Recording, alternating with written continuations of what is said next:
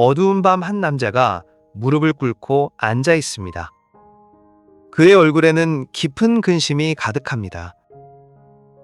입술이 움직이지만 말이 나오지 않습니다. 기도하려 해도 무슨 말을 해야 할지 모르겠습니다. 마음속에는 천 가지 만 가지 걱정이 소용돌이치는데 정작 하나님 앞에서는 한마디도 제대로 올리지 못합니다. 그저 막연하게 도와달라는 말만 되풀이할 뿐입니다. 대체 이 남자에게 무슨 일이 있었던 걸까요? 왜 이렇게 기도조차 할 수 없는 막막함 속에 갇혀 있는 걸까요? 이 남자의 고민은 어디서부터 시작된 걸까요? 혹시 여러분도 기도할 때 이런 답답함을 느끼신 적 있으십니까? 무엇을 어떻게 기도해야 할지 몰라서 그냥 같은 말만 반복하게 되는 그런 경험 말입니다. 오늘 우리는 예수님께서 친히 가르쳐 주신 주기도문을 통해 진짜 기도가 무엇인지, 그리고 그 기도 속에 담긴 놀라운 축복이 무엇인지 함께 살펴보려고 합니다. 먼저 기도하겠습니다. 하늘에 계신 아버지 하나님, 오늘도 이렇게 주님 앞에 나와 말씀을 듣고자 하는 저희들을 불쌍히 여기시고 은혜를 베풀어 주시옵소서. 살다 보니 기도조차 어떻게 해야 할지 모를 때가 많습니다. 마음은 간절한데 말이 막히고 생각은 복잡한데 정리가 되지 않습니다. 그럴 때마다 저희는 막연한 불안 속에서 헤매게 됩니다. 그러나 주님께서는 이런 저희를 아시고 친히 기도를 가르쳐 주셨습니다. 오늘 그 귀한 가르침을 통해 저희의 기도가 회복되고 주님과의 관계가 더욱 깊어지기를 소망합니다. 주님께서 가르쳐 주신 그 기도의 비밀을 깨닫고 날마다 그 은혜 안에서 살아가는 저희가 되게 하옵소서. 이 시간 주님께서 저희와 함께 하시며 말씀으로 인도하여 주시기를 간절히 바라옵나이다. 자, 그럼 우리 함께 2000년 전 갈릴리 언덕으로 가보겠습니다. 그곳에는 예수님을 따르는 제자들이 있었습니다. 그들은 날마다 예수님과 함께 다니며 말씀을 듣고 기적을 목격했습니다.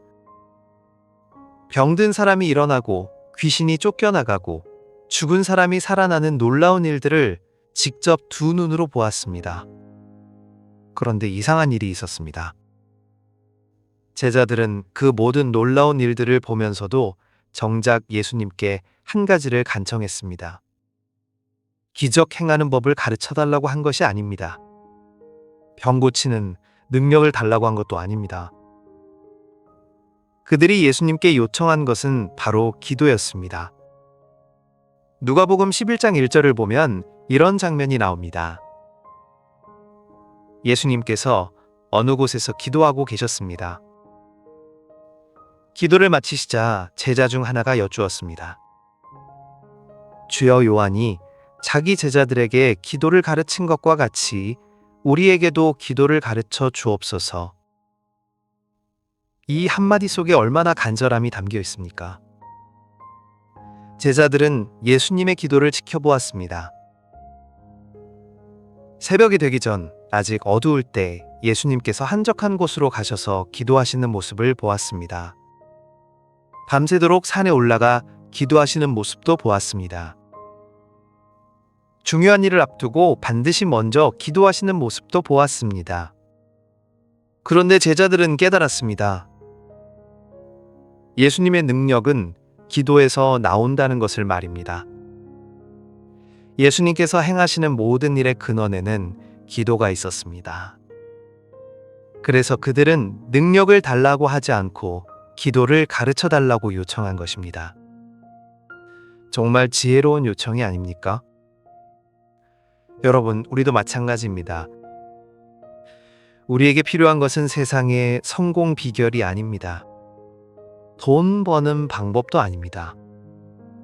우리에게 진짜 필요한 것은 하나님과 교통하는 기도입니다. 기도가 살아나면 모든 것이 살아납니다. 기도가 막히면 모든 것이 막힙니다. 그런데 문제는 우리가 기도를 잘 모른다는 것입니다. 아니, 안다고 생각하지만 실제로는 잘 모르는 경우가 많습니다. 2000년 전 그 제자들도 마찬가지였습니다. 그들은 유대인이었습니다. 어려서부터 회당에서 기도하는 법을 배웠습니다. 하루에 3번씩 정해진 시간에 기도했습니다. 그런데도 그들은 예수님께 기도를 가르쳐 달라고 했습니다. 왜 그랬을까요? 자신들이 알던 기도와 예수님의 기도가 달랐기 때문입니다. 당시 유대인들의 기도는 형식적인 경우가 많았습니다. 바리새인들은 사람들에게 보이려고 큰 길 어귀에 서서 기도했습니다. 긴 기도를 자랑처럼 여겼습니다. 반복되는 말로 기도 시간을 채웠습니다. 그러나 예수님의 기도는 달랐습니다. 예수님께서는 한적한 곳에서 홀로 아버지와 교통하셨습니다. 길게 늘어놓는 말이 아니라 진심이 담긴 간절함으로 기도하셨습니다. 형식이 아니라 관계였습니다. 제자들은 그 차이를 느꼈습니다. 그래서 간청했습니다. 주님, 우리에게도 그런 기도를 가르쳐 주십시오. 형식이 아닌 진짜 기도를 하고 싶습니다. 아버지와 진정으로 교통하는 기도를 배우고 싶습니다. 그때 예수님께서 입을 여셨습니다. 그리고 역사상 가장 위대한 기도를 가르쳐 주셨습니다. 바로 주기도문입니다. 마태복음 6장 9절부터 13절까지 기록된 이 기도는 단순히 외워서 암송하는 기도문이 아닙니다. 이것은 모든 기도의 모범이자 틀입니다. 이것은 하나님과 우리 사이의 관계를 회복시키는 놀라운 통로입니다. 그런데 성도님, 오늘날 우리는 이 주기도문을 어떻게 사용하고 있습니까? 혹시 그냥 습관적으로 외우고 있지는 않습니까? 예배 시간이 되면 다 같이 일어나서 주기도문으로 기도하겠습니다 하고 줄줄 외우지만 정작 그 의미는 깊이 생각해 본 적이 없지 않습니까? 마치 주문처럼 빨리 외우고 끝내버리는 경우가 많지 않습니까? 그것은 마치 귀한 보물 상자를 가지고 있으면서도 그 안에 무엇이 들었는지 모르는 것과 같습니다.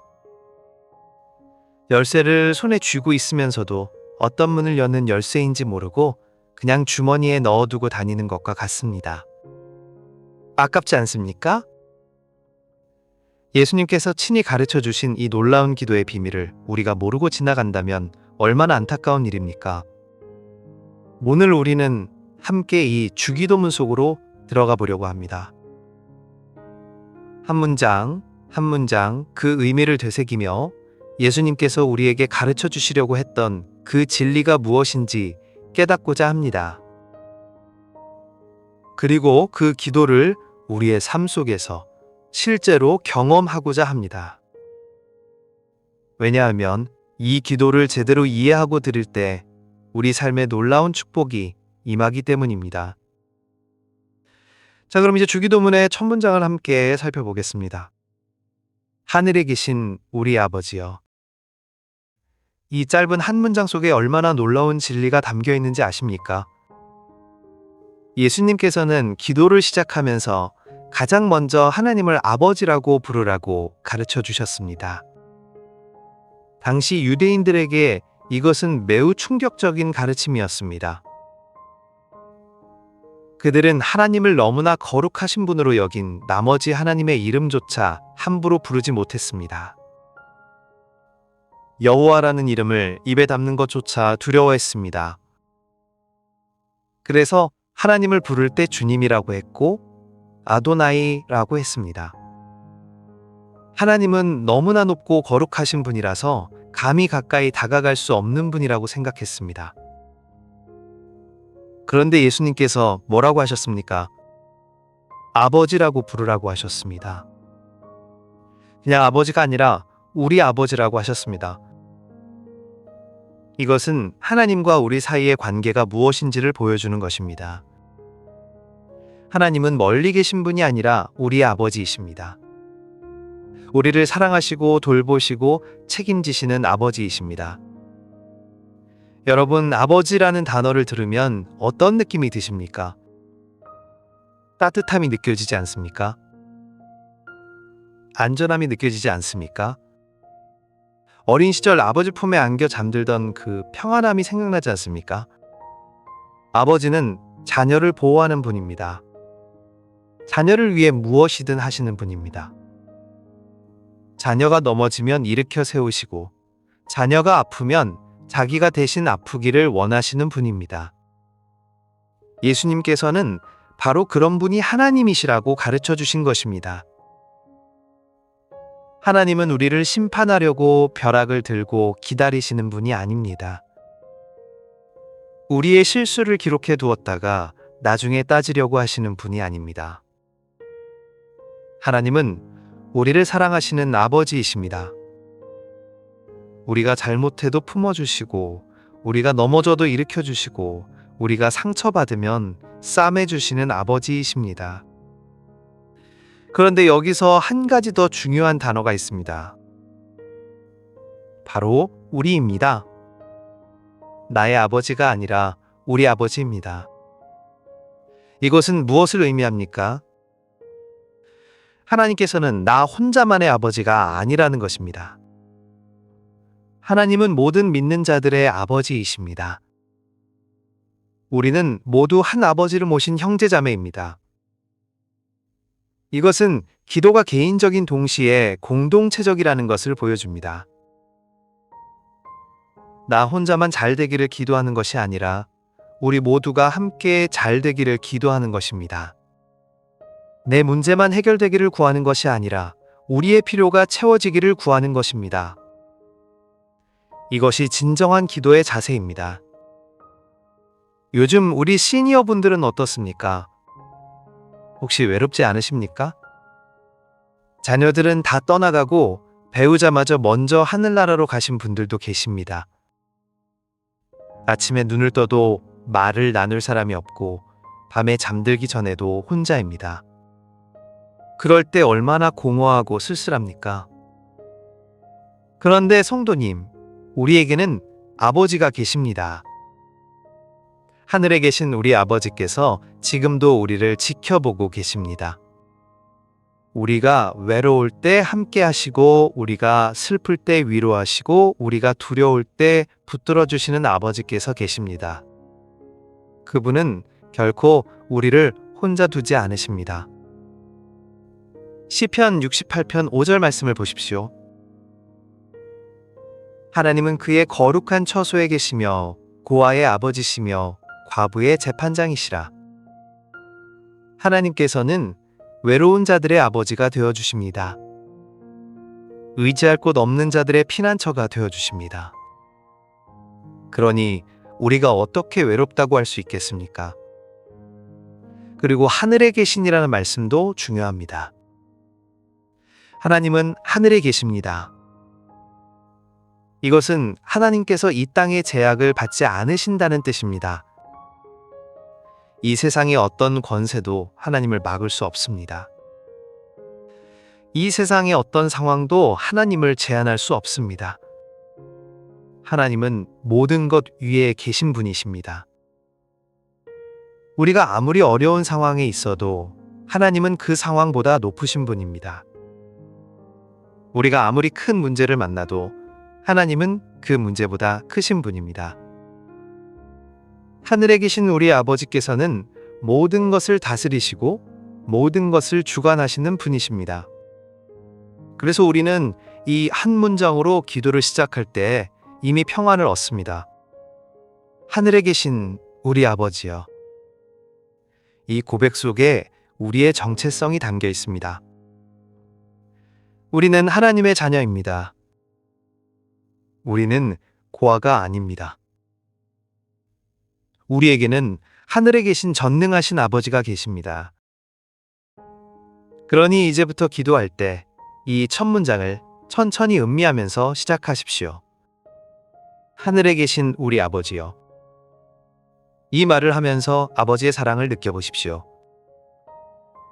아버지의 능력을 기억하십시오. 아버지께서 나를 지켜보고 계신다는 사실을 믿으십시오. 그럴 때 여러분의 기도는 이미 응답받기 시작한 것입니다. 주기도문의 다음 문장을 보겠습니다. 이름이 거룩히 여김을 받으시오며. 이 문장도 참 중요합니다. 우리가 기도할 때 가장 먼저 구해야 할 것이 무엇입니까? 내 필요가 아닙니다. 내 문제 해결이 아닙니다. 가장 먼저 구해야 할 것은 하나님의 이름이 거룩히 여김을 받는 것입니다. 이것은 우리 기도의 우선순위를 보여줍니다. 하나님의 영광이 첫째이고 나의 필요는 그 다음입니다. 하나님의 이름이 높임을 받는 것이 가장 중요하고 나의 문제는 그 뒤에 오는 것입니다. 이것이 올바른 기도의 순서입니다. 그런데 성도님, 우리는 어떻습니까?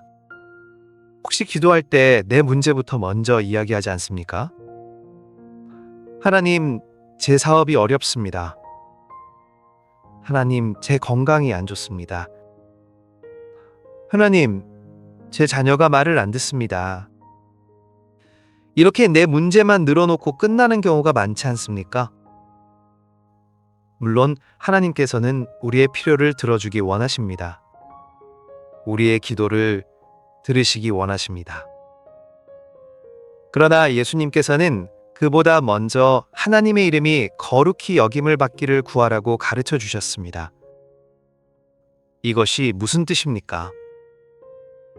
하나님의 이름이 거룩히 여김을 받는다는 것은 하나님께서 하나님으로 인정받는다는 뜻입니다. 하나님의 권위가 인정받고 하나님의 주권이 높임받고 하나님의 영광이 드러나는 것입니다. 이 세상에서 하나님께서 하나님 되심을 인정받고 존경받고 경배받는 것입니다.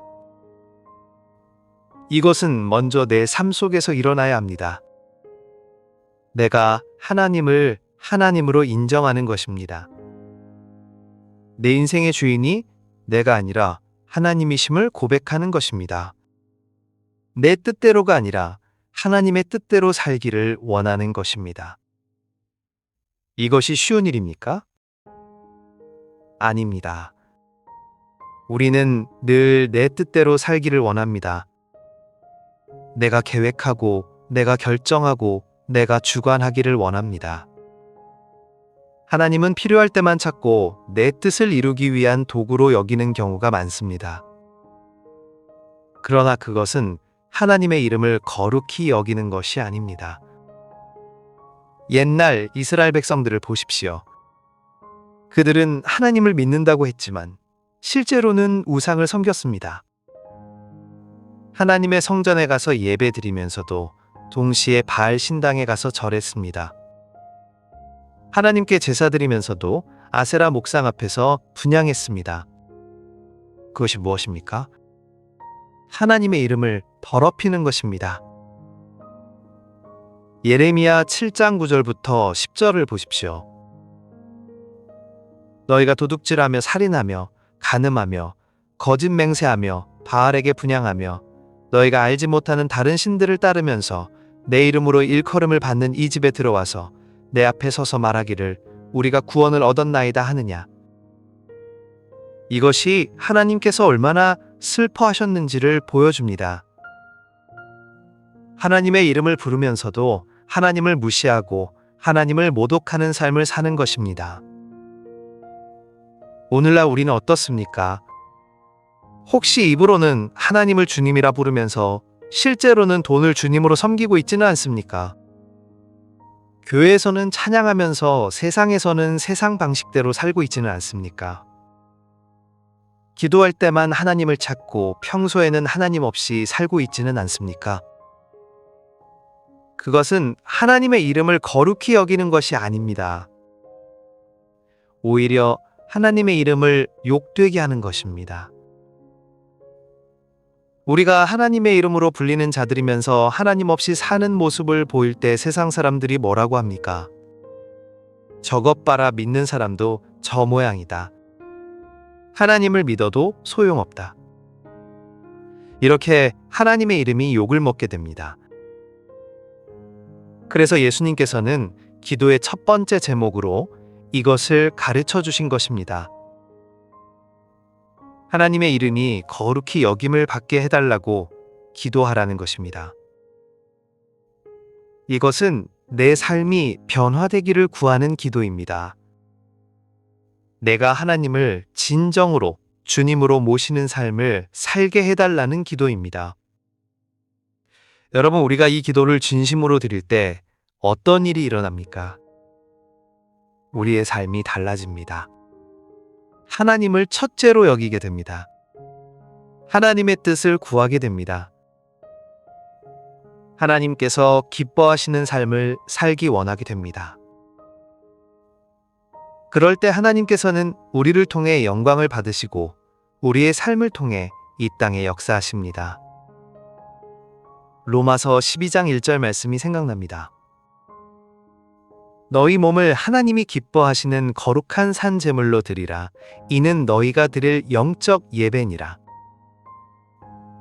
우리의 삶 자체가 하나님께 드리는 예배가 되어야 합니다. 우리의 일상이 하나님을 높이는 시간이 되어야 합니다.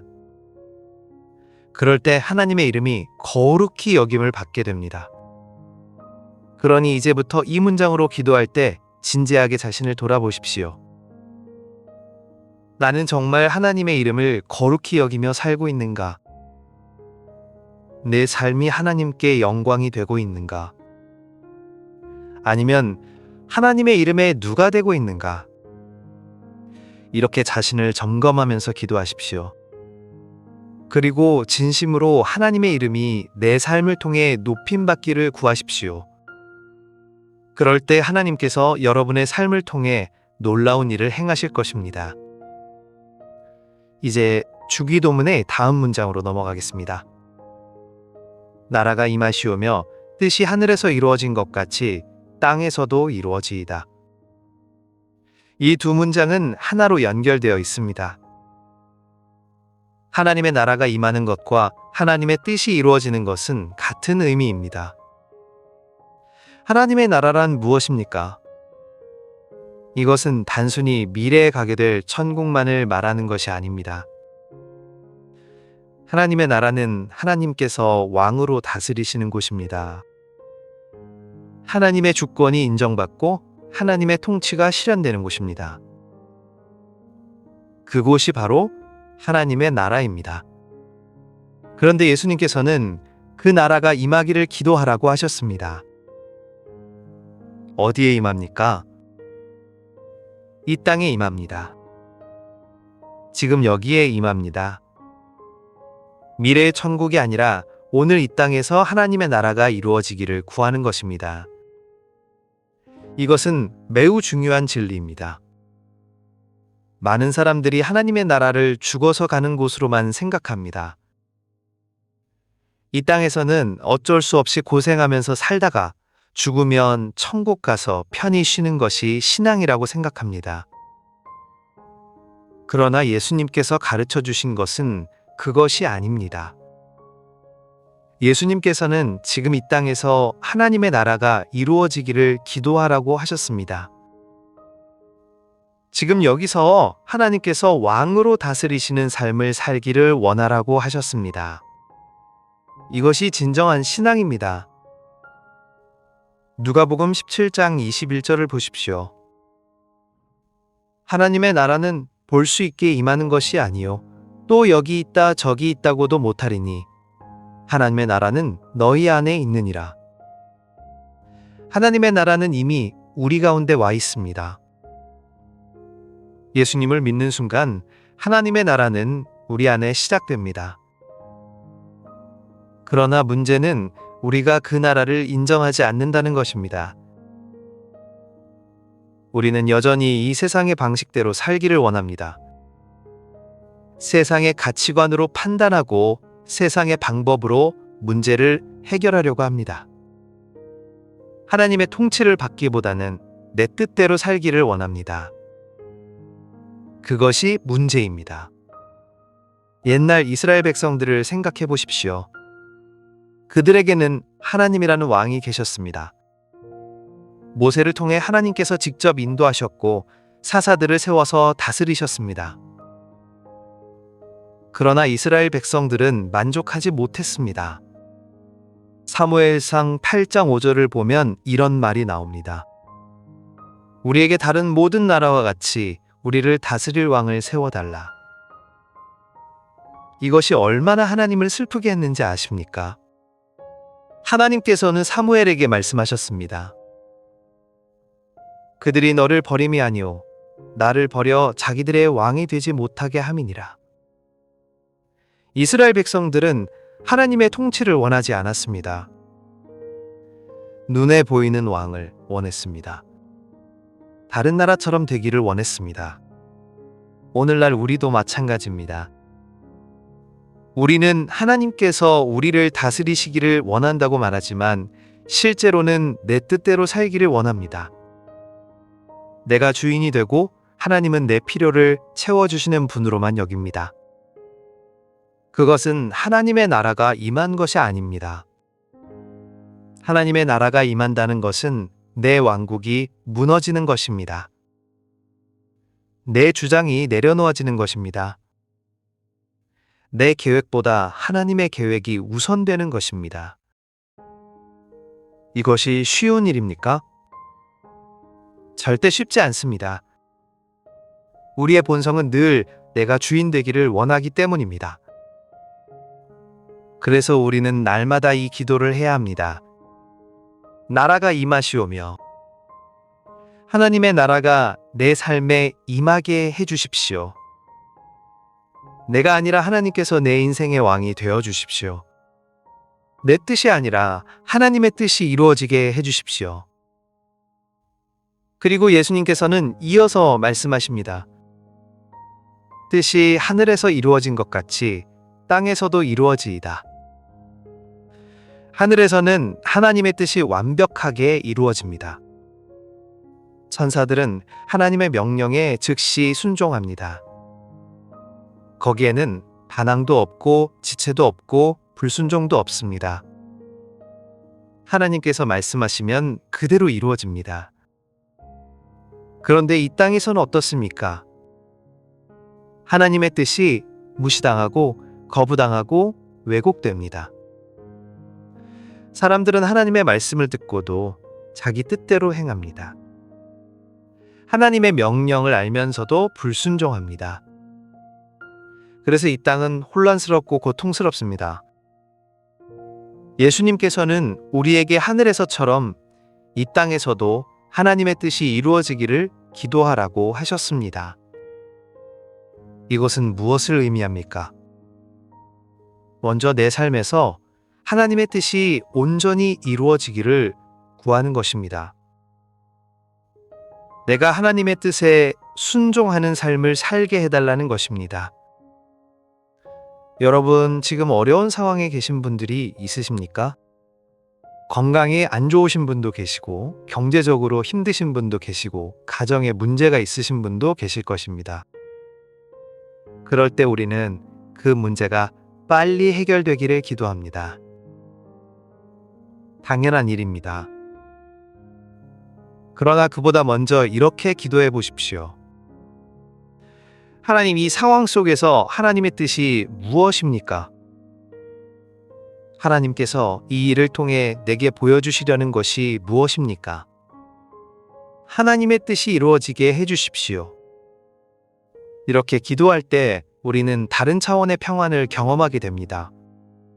로마서 8장 28절 말씀처럼 하나님을 사랑하는 자, 곧 그의 뜻대로 부르심을 입은 자들에게는 모든 것이 합력하여 선을 이루십니다. 하나님의 뜻이 이루어질 때 우리의 모든 상황이 합력하여 선을 이루게 됩니다. 그러니 오늘부터 이 기도를 진심으로 드려보십시오. 하나님의 나라가 임하고 하나님의 뜻이 이루어지기를 구하십시오. 그럴 때 여러분의 삶에 하나님의 통치가 시작될 것입니다. 이제 주기도문의 내용이 바뀝니다. 지금까지는 하나님에 관한 것이었습니다. 하나님의 이름과 하나님의 나라와 하나님의 뜻에 관한 것이었습니다. 그런데 이제부터는 우리의 필요에 관한 것입니다. 하나님께서는 우리의 필요를 아시고 채워주시기를 원하십니다. 오늘 우리에게 일용할 양식을 주셨고, 이 짧은 문장 속에 얼마나 깊은 의미가 담겨 있는지 아십니까? 일용할 양식이란 무엇입니까? 하루를 살아가는데 필요한 양식입니다. 오늘 먹을 것입니다. 오늘 입을 것입니다.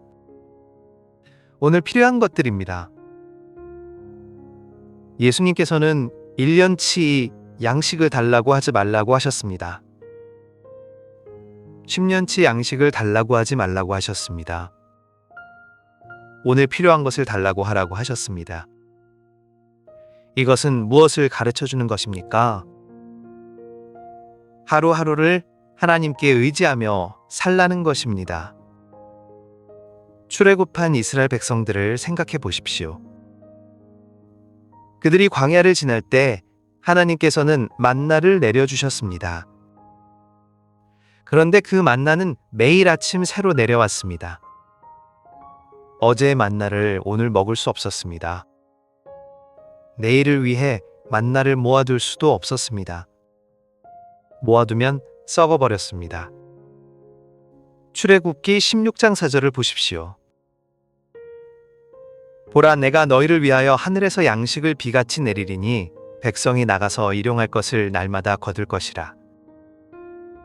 하나님께서는 이스라엘 백성들에게 날마다 하나님을 의지하는 법을 가르쳐 주신 것입니다. 오늘날 우리는 어떻습니까? 우리는 늘 미래를 걱정합니다. 내일 걱정, 다음 달 걱정, 내년 걱정을 합니다. 노후 준비는 되어 있나 걱정하고 자녀들에게 재산을 얼마나 남겨줄까 걱정합니다. 물론 지혜롭게 준비하는 것은 필요합니다. 그러나 문제는 그것이 걱정과 염려로 변할 때입니다. 마태복음 6장 25절부터 27절을 보십시오. 그러므로 내가 너희에게 이르노니 목숨을 위하여 무엇을 먹을까, 무엇을 마실까, 몸을 위하여 무엇을 입을까 염려하지 말라. 목숨이 음식보다 중하지 아니하며 몸이 의복보다 중하지 아니하냐. 공중의 새를 보라, 심지도 않고 거두지도 않고 창고에 모아들이지도 아니하되 너희 하늘 아버지께서 기르시나니 너희는 이것들보다 귀하지 아니하냐. 너희 중에 누가 염려함으로 그 키를 한 자라도 더할 수 있겠느냐. 하나님께서는 공중의 새도 먹이시는데 하물며 우리를 먹이지 않으시겠습니까? 들의 백합화도 입히시는데 우리를 입히지 않으시겠습니까? 우리는 하나님의 자녀입니다. 하나님께서는 우리의 필요를 아시고 채워주시는 분이십니다. 그런데 여기서 중요한 것은 우리라는 단어입니다. 나의 일용할 양식이 아니라 우리의 일용할 양식입니다. 이것은 무엇을 의미합니까? 내 것만 채워달라고 기도하는 것이 아니라 우리 모두의 필요가 채워지기를 기도하는 것입니다. 혹시 주변에 어려운 이웃이 있지 않습니까? 오늘 먹을 것이 없어서 굶는 사람이 있지 않습니까? 병원비가 없어서 치료를 못 받는 사람이 있지 않습니까? 겨울에 난방비가 없어서 추위에 떠는 사람이 있지 않습니까? 우리가 우리의 일용할 양식을 구할 때 그들도 함께 생각해야 합니다. 하나님께서 나에게 주신 것을 나눌 줄 알아야 합니다. 내가 받은 은혜를 다른 사람에게도 흘려보내야 합니다. 그것이 진정한 기도의 응답입니다. 사도행전 2장 44절부터 45절을 보십시오. 믿는 사람이 다 함께 있어 모든 물건을 서로 통용하고 또 재산과 소유를 팔아 각 사람의 필요를 따라 나누어 주며 초대교회 성도들은 이렇게 살았습니다. 내 것이 아니라 우리 것이었습니다. 누가 필요하면 함께 채워주었습니다. 오늘날 우리 시니어 세대는 어떻습니까? 평생 모은 재산을 꼭 쥐고 있지 않습니까? 자녀들에게 물려주려고 아끼고 또 아끼지 않습니까? 물론 자녀들을 생각하는 마음은 이해합니다. 그러나 더 중요한 것이 있습니다. 하나님의 나라를 위해 사용하는 것입니다. 여러분, 이 땅에서 가져갈 수 있는 것은 아무것도 없습니다. 디모데전서 6장 7절 말씀처럼 우리가 세상에 아무것도 가지고 온 것이 없음에 또한 아무것도 가지고 가지 못하리니, 우리가 가진 모든 것은 하나님께서 잠시 맡겨주신 것입니다. 그것을 어떻게 사용하느냐가 중요합니다. 그러니 이제부터 이 기도를 할 때 진심으로 구하십시오. 오늘 우리에게 일용할 양식을 주시옵고, 하나님께서 오늘 필요한 것을 주시기를 믿고 의지하십시오. 그리고 하나님께서 주신 것을 감사하며 이웃과 나누십시오. 그럴 때 하나님께서는 우리에게 더 풍성하게 채워주실 것입니다. 잠언 11장 25절이 말합니다. 구제를 좋아하는 자는 풍족하여질 것이요 남을 윤택하게 하는 자는 윤택하여지리라. 하나님께서는 나누는 자를 축복하십니다. 쌓아두는 자가 아니라 흘려보내는 자를 풍성하게 하십니다. 이것이 하나님 나라의 경제입니다. 주기도문의 다음 문장은 우리가 가장 필요로 하는 기도입니다. 우리가 우리에게 죄 지은 자를 사하여 준 것 같이 우리 죄를 사하여 주시옵고. 이 문장은 참으로 무겁고 깊은 의미를 담고 있습니다. 용서에 관한 것입니다. 여러분, 살다 보면 용서하기 어려운 일들을 많이 만나게 됩니다. 누군가 나를 배신하고, 누군가 나를 속이고, 누군가 나에게 상처를 줍니다. 가까운 사람일수록 더 큰 상처를 남깁니다. 자녀가 부모를 무시하고, 형제가 형제를 미워하고, 친구가 친구를 배반합니다. 그럴 때 우리 마음에는 무엇이 생깁니까? 분노가 생기고, 원망이 생기고, 미움이 생깁니다. 그 사람을 용서할 수 없습니다. 그 사람이 잘 되는 것을 보고 싶지 않습니다. 그 사람이 고통당하기를 원합니다. 이것이 우리의 솔직한 마음입니다. 그런데 예수님께서는 뭐라고 하셨습니까? 용서하라고 하셨습니다. 우리에게 죄 지은 자를 사하여 주라고 하셨습니다. 그리고 더 놀라운 것은 우리가 다른 사람을 용서하는 것과 하나님께서 우리를 용서하시는 것을 연결시키셨다는 점입니다. 마태복음 6장 14절부터 15절을 보십시오. 너희가 사람의 잘못을 용서하면 너희 하늘 아버지께서도 너희 잘못을 용서하시려니와 너희가 사람의 잘못을 용서하지 아니하면 너희 아버지께서도 너희 잘못을 용서하지 아니하시리라. 이것은 매우 엄중한 말씀입니다. 우리가 다른 사람을 용서하지 않으면 하나님께서도 우리를 용서하지 않으신다는 것입니다. 왜 그렇습니까? 용서는 하나님 나라의 가장 기본적인 원리이기 때문입니다. 우리가 용서받은 자들이기 때문입니다. 에베소서 4장 32절 말씀을 보십시오. 서로 친절하게 하며 불쌍히 여기며 서로 용서하기를 하나님이 그리스도 안에서 너희를 용서하심과 같이 하라. 하나님께서 우리를 먼저 용서하셨습니다. 우리가 죄인이었을 때, 우리가 하나님을 대적했을 때, 우리가 하나님을 무시했을 때에도 하나님께서는 우리를 용서하시고 받아주셨습니다. 예수님께서 십자가에 달리신 것이 바로 그 증거입니다. 우리의 죄를 위해 예수님께서 대신 죽으셨습니다. 우리가 받아야 할 형벌을 예수님께서 대신 받으셨습니다. 그래서 우리가 용서받았습니다. 이것이 복음입니다.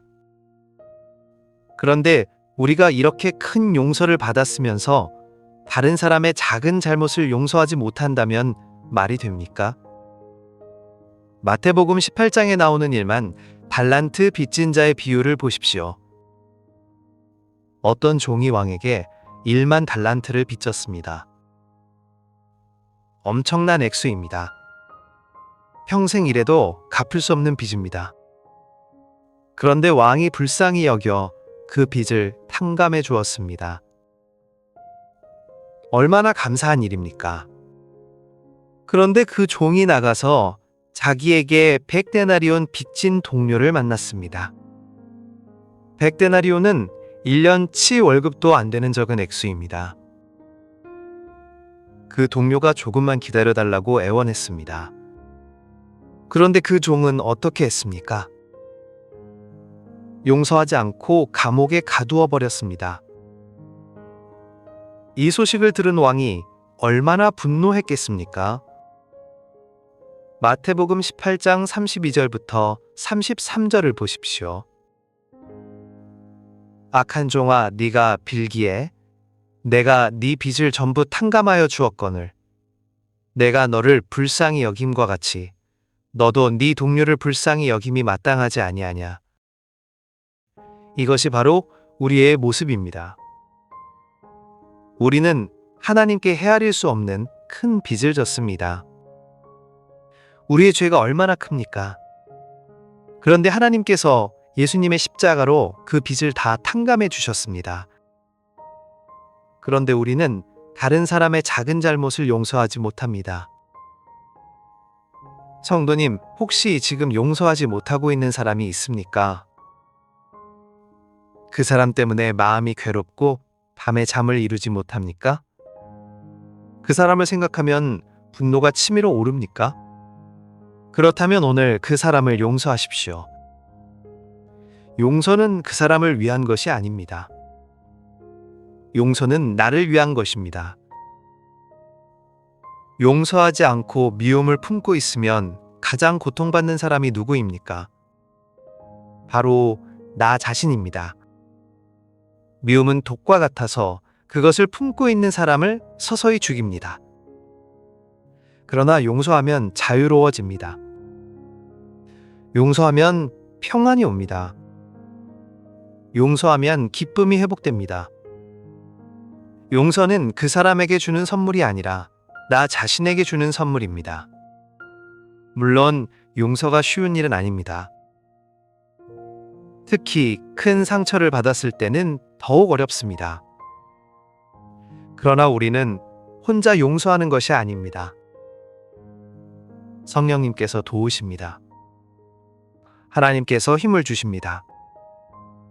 기도하십시오.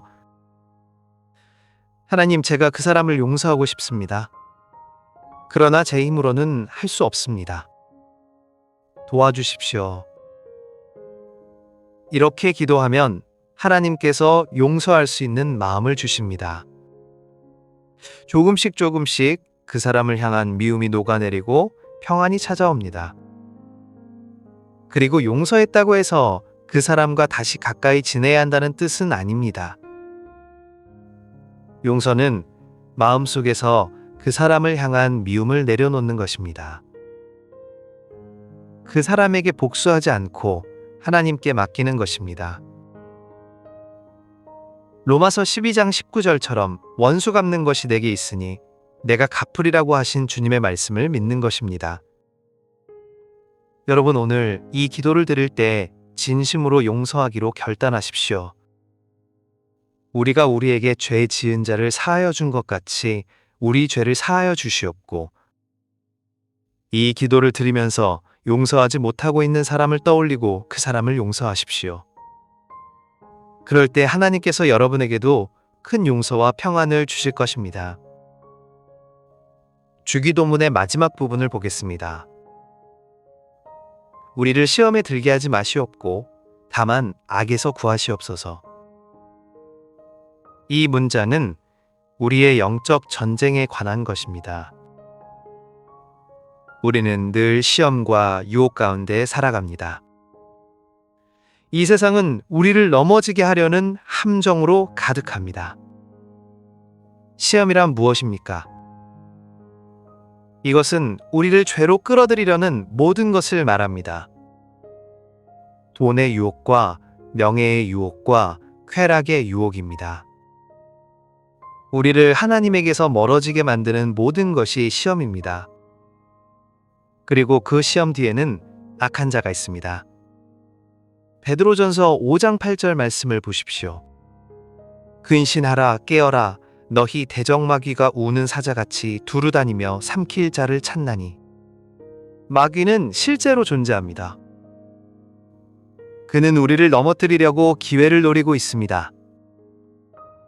우리가 연약한 순간을 기다리고 있습니다. 아담과 하와를 생각해 보십시오. 그들은 에덴 동산에서 하나님과 교제하며 살았습니다. 모든 것이 완벽했습니다. 그런데 뱀이 찾아왔습니다. 뱀은 매우 교묘하게 접근했습니다. 하나님께서 정말로 선악을 알게 하는 나무의 열매를 먹지 말라고 하셨느냐고 물었습니다. 창세기 3장 4절부터 5절을 보십시오. 뱀이 여자에게 이르되 너희가 결코 죽지 아니하리라. 너희가 그것을 먹는 날에는 너희 눈이 밝아져 하나님과 같이 되어 선악을 알 줄 하나님이 아심이니라. 뱀은 하나님의 말씀을 의심하게 만들었습니다. 하나님께서 좋은 것을 금지하신다고 속삭였습니다. 그리고 결국 하와는 그 열매를 먹었고 아담도 먹었습니다. 그 순간 모든 것이 무너졌습니다. 죄가 세상에 들어왔고 죽음이 들어왔고 고통이 시작되었습니다. 이 모든 것이 시험에 넘어간 결과입니다. 오늘날 우리도 마찬가지입니다. 마귀는 여전히 우리를 시험합니다. 때로는 좋은 것처럼 보이게 만듭니다. 때로는 정당한 것처럼 포장합니다. 그러나 그 끝은 멸망입니다. 그래서 우리는 시험에 들지 않도록 기도해야 합니다. 그런데 여기서 오해하지 말아야 할 것이 있습니다. 하나님께서 우리를 시험하신다는 뜻이 아닙니다. 야고보서 1장 13절 말씀을 보십시오. 사람이 시험을 받을 때에 내가 하나님께 시험을 받는다 하지 말지니 하나님은 악에게 시험을 받지도 아니하시고 친히 아무도 시험하지 아니하시느니라. 하나님은 우리를 시험하지 않으십니다. 시험은 마귀에게서 오고 우리의 욕심에서 나옵니다. 그러나 하나님께서는 우리가 시험에 빠지지 않도록 지켜주실 수 있습니다. 그래서 우리는 하나님께 우리를 시험에 들게 하지 말아달라고 기도하는 것입니다. 이것은 시험이 올 때 우리를 건져달라는 기도입니다.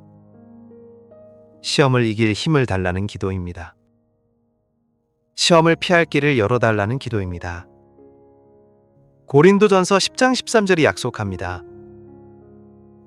사람이 감당할 시험 밖에는 너희가 당한 것이 없나니 오직 하나님은 미쁘사 너희가 감당하지 못할 시험당함을 허락하지 아니하시고 시험당할 즈음에 또한 피할 길을 내사 너희로 능히 감당하게 하시느니라. 하나님께서는 우리가 감당할 수 없는 시험은 허락하지 않으십니다. 그리고 시험이 올 때 반드시 피할 길을 열어주십니다. 우리는 그것을 믿고 의지해야 합니다. 그리고 예수님께서는 이어서 말씀하십니다. 다만 악에서 구하시옵소서. 악이란 무엇입니까? 이것은 악한 자, 즉 마귀를 의미합니다. 우리를 멸망시키려는 사탄의 권세를 말합니다. 우리는 혼자 힘으로는 마귀를 이길 수 없습니다. 그래서 하나님께 구원을 간구하는 것입니다. 여러분, 살다 보면 영적인 공격을 받을 때가 있습니다. 갑자기 의욕이 사라지고 모든 것이 무의미하게 느껴질 때가 있습니다. 하나님을 믿는 것이 헛된 것 같고 기도해도 아무 소용없다는 생각이 들 때가 있습니다. 그것은 마귀의 공격입니다. 특히 시니어분들은 더 많은 영적 공격을 받습니다. 나이가 들면서 몸이 약해지고 외로움이 찾아옵니다. 죽음이 가까워지면서 두려움이 생깁니다. 그럴 때 마귀는 우리를 더욱 괴롭힙니다. 내 인생은 실패했어. 너는 쓸모없는 사람이야. 하나님도 너를 버리셨어. 이런 거짓말을 속삭입니다. 그러나 그것은 다 거짓입니다. 요한복음 8장 44절에서 예수님께서 말씀하셨습니다. 마귀는 거짓말쟁이요 거짓의 아비입니다. 마귀의 말을 듣지 마십시오. 대신 하나님의 말씀을 붙드십시오. 시편 91편 15절에서 하나님께서 말씀하십니다. 그가 내게 간구하리니 내가 그에게 응답하리라. 그들이 환난 당할 때에 내가 그와 함께하여 그를 건지고 영화롭게 하리라. 하나님께서는 우리와 함께 하십니다. 우리가 환난 당할 때 건져 주십니다. 악에서 구원하십니다. 그러니 날마다 이 기도를 드리십시오. 우리를 시험에 들게 하지 마시옵고 다만 악에서 구하시옵소서. 아침에 일어나자마자 이 기도를 하십시오. 밤에 잠들기 전에 이 기도를 하십시오. 그러면 하나님께서 여러분을 지켜주시고 마귀의 모든 공격에서 건져주실 것입니다. 에베소서 6장 10절부터 11절 말씀처럼 주 안에서와 그 힘의 능력으로 강건하여지고 마귀의 간계를 능히 대적하기 위하여 하나님의 전신갑주를 입으십시오. 기도는 우리의 영적 무기입니다. 날마다 기도로 무장하십시오. 그럴 때 어떤 시험도 어떤 악도 우리를 이길 수 없습니다. 이제 주기도문의 마지막 부분입니다. 나라와 권세와 영광이 아버지께 영원히 있사옵나이다. 아멘. 이 문장은 송영입니다. 하나님을 찬양하는 고백입니다. 우리의 기도는 이렇게 하나님을 높이는 것으로 끝나야 합니다. 나라가 누구의 것입니까? 하나님의 것입니다. 권세가 누구에게 있습니까? 하나님께 있습니다. 영광이 누구의 것입니까? 하나님의 것입니다. 이 모든 것이 하나님께 속했고 영원히 하나님의 것입니다. 이것은 우리의 신앙 고백입니다. 이 세상의 모든 나라가 흥하고 망해도 하나님의 나라는 영원합니다. 이 세상의 모든 권세가 무너져도 하나님의 권세는 변함없습니다. 이 세상의 모든 영광이 사라져도 하나님의 영광은 영원합니다. 다니엘서 4장 3절을 보십시오. 지극히 높으신 이가 사람의 나라를 다스리시며 자기의 뜻대로 그것을 누구에게든지 주시는 줄을 아시리이다. 모든 것을 다스리시는 분은 하나님이십니다. 우리의 인생도 하나님의 손에 있습니다. 그래서 우리는 안심할 수 있습니다. 세상이 아무리 혼란스러워도 하나님께서는 여전히 왕좌에 앉아 계십니다. 우리 인생이 아무리 어려워도 하나님께서는 여전히 주권자이십니다. 모든 권세가 하나님께 있기 때문입니다. 그리고 모든 영광도 하나님의 것입니다. 우리가 무엇을 이루었다고 해도 그것은 하나님께서 하신 일입니다. 우리가 아무리 잘해도 그것은 하나님의 은혜입니다. 고린도전서 10장 31절 말씀처럼 그런즉 너희가 먹든지 마시든지 무엇을 하든지 다 하나님의 영광을 위하여 하라. 우리 삶의 목적은 하나님께 영광 돌리는 것입니다. 지금까지 우리는 주기도문을 함께 살펴보았습니다. 하늘에 계신 우리 아버지로 시작해서 하나님께 영광을 돌리는 것으로 끝나는 이 기도는 완벽한 기도의 모범입니다. 이 기도 속에 우리가 구해야 할 모든 것이 담겨 있습니다. 하나님과의 관계가 있습니다. 하나님의 이름과 나라와 뜻이 있습니다. 우리의 필요가 있습니다. 일용할 양식과 죄사함과 시험에서의 구원이 있습니다. 그리고 마지막에는 하나님께 대한 찬양이 있습니다. 여러분 이제 이 기도의 의미를 아셨습니까? 이것은 단순히 외우는 기도문이 아닙니다. 이것은 우리 삶 전체를 담는 기도입니다. 하나님과의 관계에서 시작해서 우리의 일상적인 필요를 거쳐 영적 전쟁을 치르고 마침내 하나님께 영광 돌리는 것으로 끝나는 완전한 기도입니다. 이제부터는 이 기도를 다르게 드려보십시오. 습관적으로 빨리 외우지 마십시오. 한 문장, 한 문장, 그 의미를 생각하면서 천천히 기도하십시오. 하늘에 계신 우리 아버지여라고 할 때 아버지의 사랑을 느껴보십시오. 이름이 거룩히 여김을 받으시오며 라고 할 때 내 삶이 하나님을 높이고 있는지 돌아보십시오. 나라가 임하시오며 라고 할 때 정말 하나님의 통치를 원하는지 자신에게 물으십시오. 오늘 우리에게 일용할 양식을 주시옵고 라고 할 때 하나님을 의지하는 마음으로 구하십시오. 우리 죄를 사하여 주시옵고 라고 할 때 내가 용서해야 할 사람을 떠올리십시오. 시험에 들게 하지 마시옵고 라고 할 때 오늘 마주할 시험들을 생각하며 하나님의 보호하심을 구하십시오. 그리고 마지막에 나라와 권세와 영광이 아버지께 영원히 있사옵나이다 라고 고백할 때 진심으로 하나님을 찬양하십시오. 이렇게 기도할 때 여러분의 기도는 살아나게 됩니다. 형식이 아니라 관계가 됩니다. 의무가 아니라 기쁨이 됩니다. 그리고 무엇보다 응답을 경험하게 됩니다.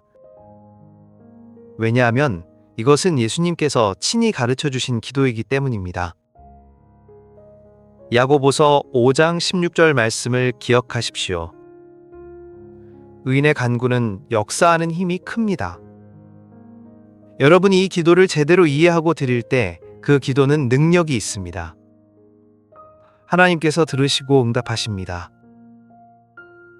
그리고 여러분의 삶에 놀라운 축복이 임하게 됩니다. 시편 66편 18절부터 19절을 보십시오. 내가 내 마음에 죄악을 품으면 주께서 듣지 아니하시리라.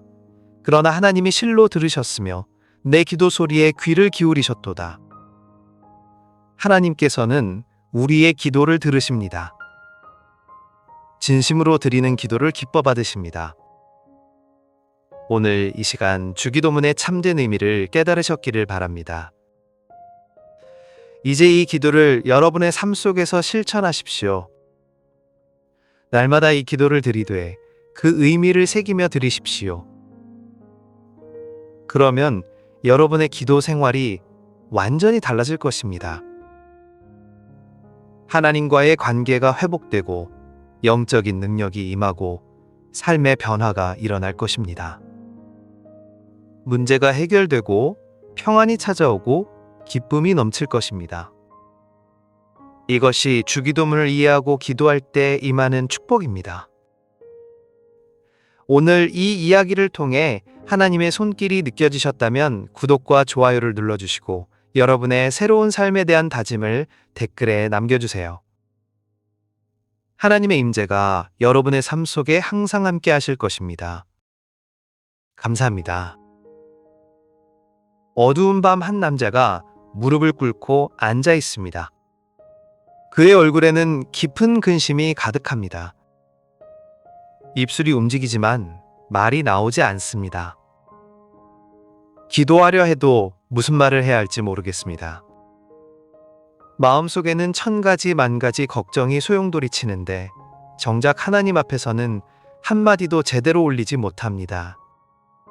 그저 막연하게 도와달라는 말만 되풀이할 뿐입니다.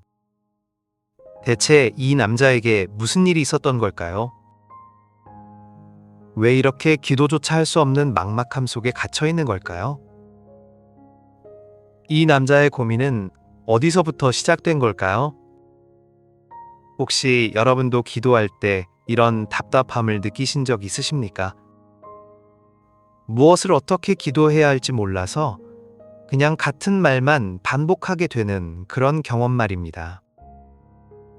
오늘 우리는 예수님께서 친히 가르쳐 주신 주기도문을 통해 진짜 기도가 무엇인지, 그리고 그 기도 속에 담긴 놀라운 축복이 무엇인지 함께 살펴보려고 합니다.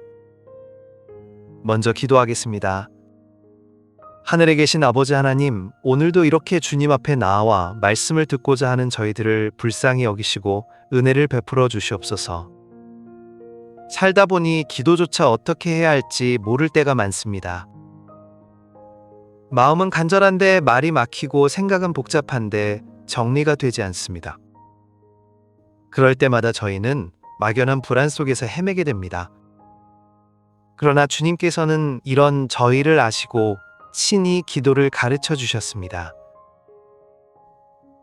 오늘 그 귀한 가르침을 통해 저희의 기도가 회복되고 주님과의 관계가 더욱 깊어지기를 소망합니다. 주님께서 가르쳐 주신 그 기도의 비밀을 깨닫고 날마다 그 은혜 안에서 살아가는 저희가 되게 하옵소서. 이 시간 주님께서 저희와 함께 하시며 말씀으로 인도하여 주시기를 간절히 바라옵나이다. 자, 그럼 우리 함께 2000년 전 갈릴리 언덕으로 가보겠습니다. 그곳에는 예수님을 따르는 제자들이 있었습니다. 그들은 날마다 예수님과 함께 다니며 말씀을 듣고 기적을 목격했습니다. 병든 사람이 일어나고 귀신이 쫓겨나가고 죽은 사람이 살아나는 놀라운 일들을 직접 두 눈으로 보았습니다. 그런데 이상한 일이 있었습니다. 제자들은 그 모든 놀라운 일들을 보면서도 정작 예수님께 한 가지를 간청했습니다. 기적 행하는 법을 가르쳐 달라고 한 것이 아닙니다. 병 고치는 능력을 달라고 한 것도 아닙니다. 그들이 예수님께 요청한 것은 바로 기도였습니다. 누가복음 11장 1절을 보면 이런 장면이 나옵니다. 예수님께서 어느 곳에서 기도하고 계셨습니다. 기도를 마치시자 제자 중 하나가 여쭈었습니다. 주여, 요한이 자기 제자들에게 기도를 가르친 것과 같이 우리에게도 기도를 가르쳐 주옵소서. 이 한마디 속에 얼마나 간절함이 담겨 있습니까? 제자들은 예수님의 기도를 지켜보았습니다. 새벽이 되기 전 아직 어두울 때 예수님께서 한적한 곳으로 가셔서 기도하시는 모습을 보았습니다. 밤새도록 산에 올라가 기도하시는 모습도 보았습니다. 중요한 일을 앞두고 반드시 먼저 기도하시는 모습도 보았습니다. 그런데 제자들은 깨달았습니다. 예수님의 능력은 기도에서 나온다는 것을 말입니다. 예수님께서 행하시는 모든 일의 근원에는 기도가 있었습니다. 그래서 그들은 능력을 달라고 하지 않고 기도를 가르쳐 달라고 요청한 것입니다. 정말 지혜로운 요청이 아닙니까? 여러분, 우리도 마찬가지입니다. 우리에게 필요한 것은 세상의 성공 비결이 아닙니다.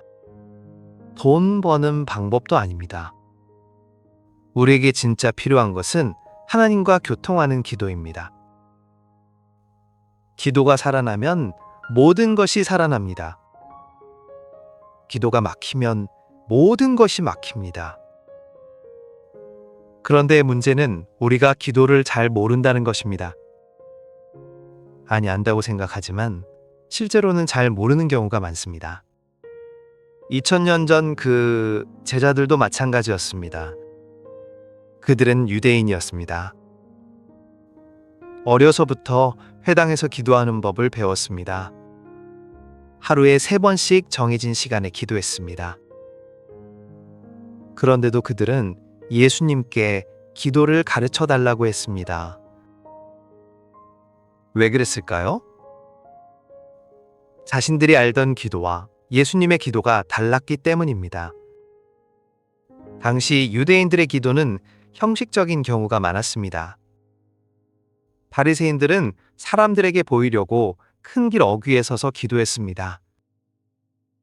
긴 기도를 자랑처럼 여겼습니다. 반복되는 말로 기도 시간을 채웠습니다.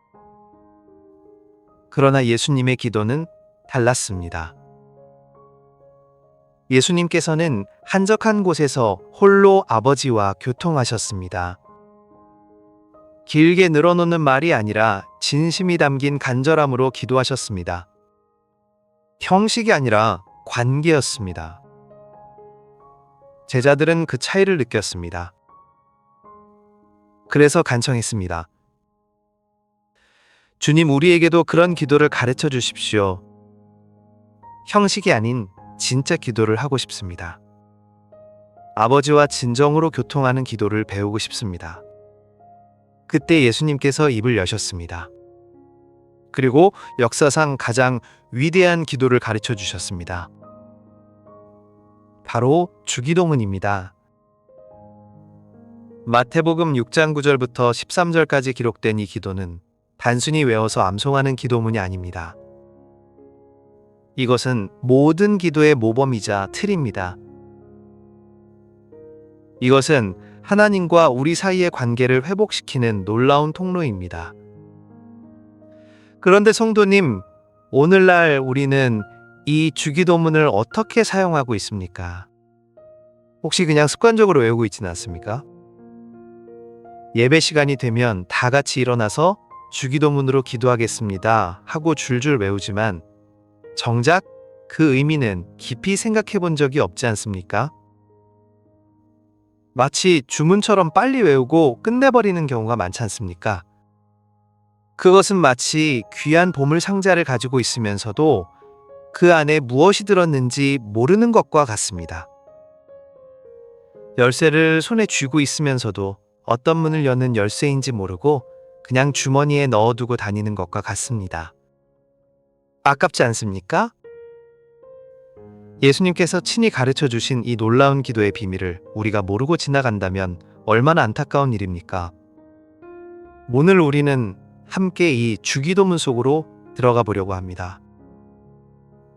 한 문장, 한 문장 그 의미를 되새기며 예수님께서 우리에게 가르쳐 주시려고 했던 그 진리가 무엇인지 깨닫고자 합니다. 그리고 그 기도를 우리의 삶 속에서 실제로 경험하고자 합니다. 왜냐하면 이 기도를 제대로 이해하고 드릴 때 우리 삶에 놀라운 축복이 임하기 때문입니다.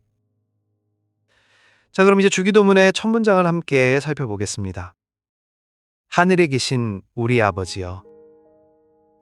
이 짧은 한 문장 속에 얼마나 놀라운 진리가 담겨 있는지 아십니까?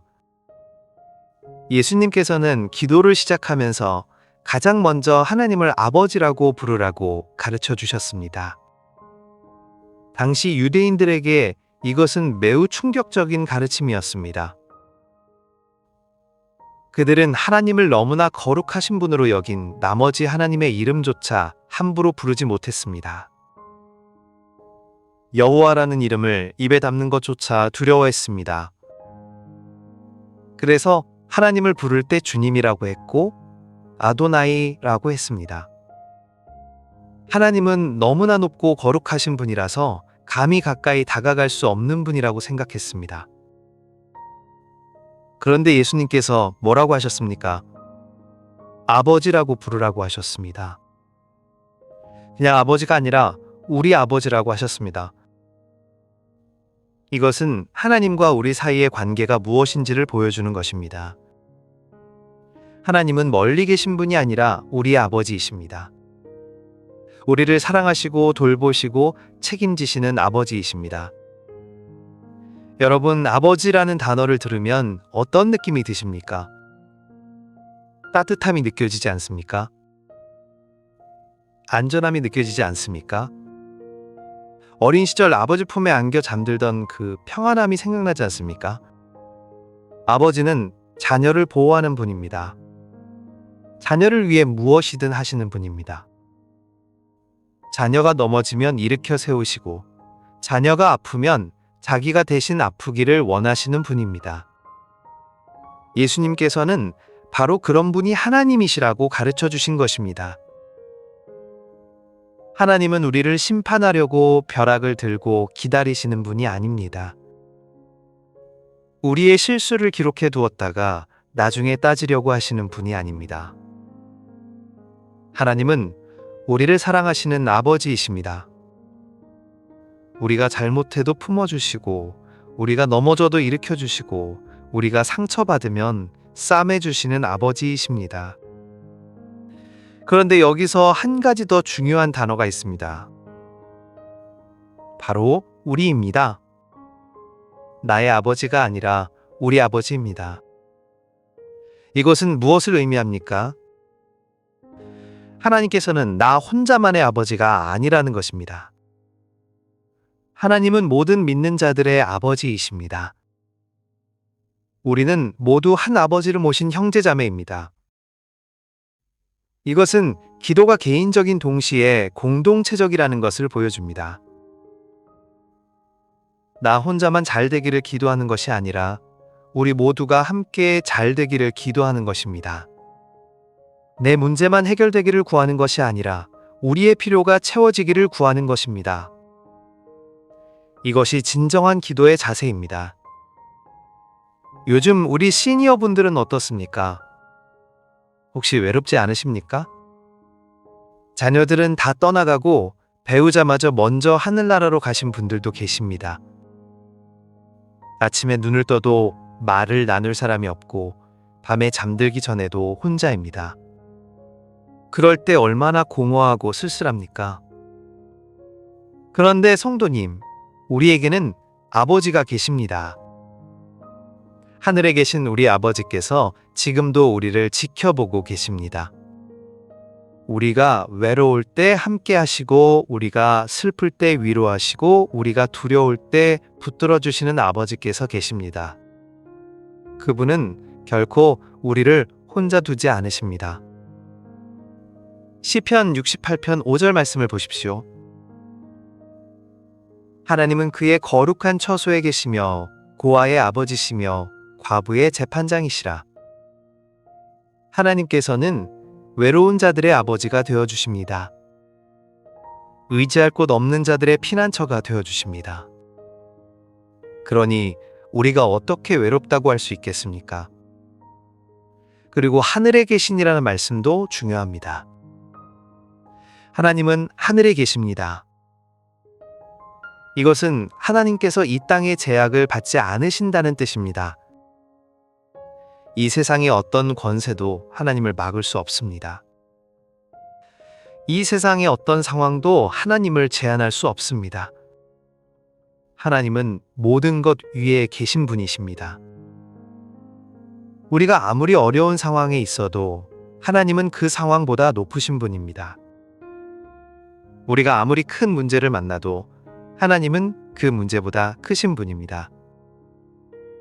하늘에 계신 우리 아버지께서는 모든 것을 다스리시고 모든 것을 주관하시는 분이십니다.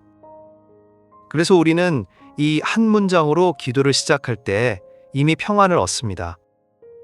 하늘에 계신 우리 아버지여. 이 고백 속에 우리의 정체성이 담겨 있습니다. 우리는 하나님의 자녀입니다.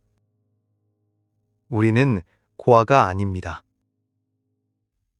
우리에게는 하늘에 계신 전능하신 아버지가 계십니다.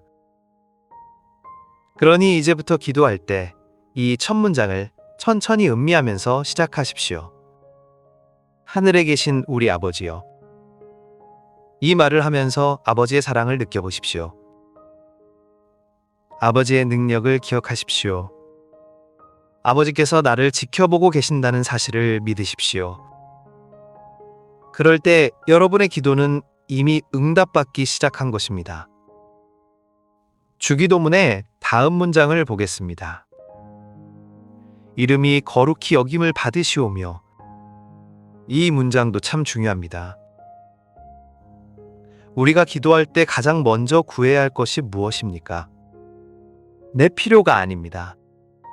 내 문제 해결이 아닙니다. 가장 먼저 구해야 할 것은 하나님의 이름이 거룩히 여김을 받는 것입니다. 이것은 우리 기도의 우선순위를 보여줍니다. 하나님의 영광이 첫째이고 나의 필요는 그 다음입니다. 하나님의 이름이 높임을 받는 것이 가장 중요하고 나의 문제는 그 뒤에 오는 것입니다. 이것이 올바른 기도의 순서입니다. 그런데 성도님, 우리는 어떻습니까? 혹시 기도할 때 내 문제부터 먼저 이야기하지 않습니까? 하나님, 제 사업이 어렵습니다. 하나님, 제 건강이 안 좋습니다.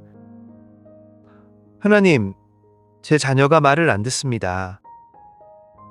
이렇게 내 문제만 늘어놓고 끝나는 경우가 많지 않습니까? 물론 하나님께서는 우리의 필요를 들어주기 원하십니다. 우리의 기도를 들으시기 원하십니다. 그러나 예수님께서는 그보다 먼저 하나님의 이름이 거룩히 여김을 받기를 구하라고 가르쳐 주셨습니다.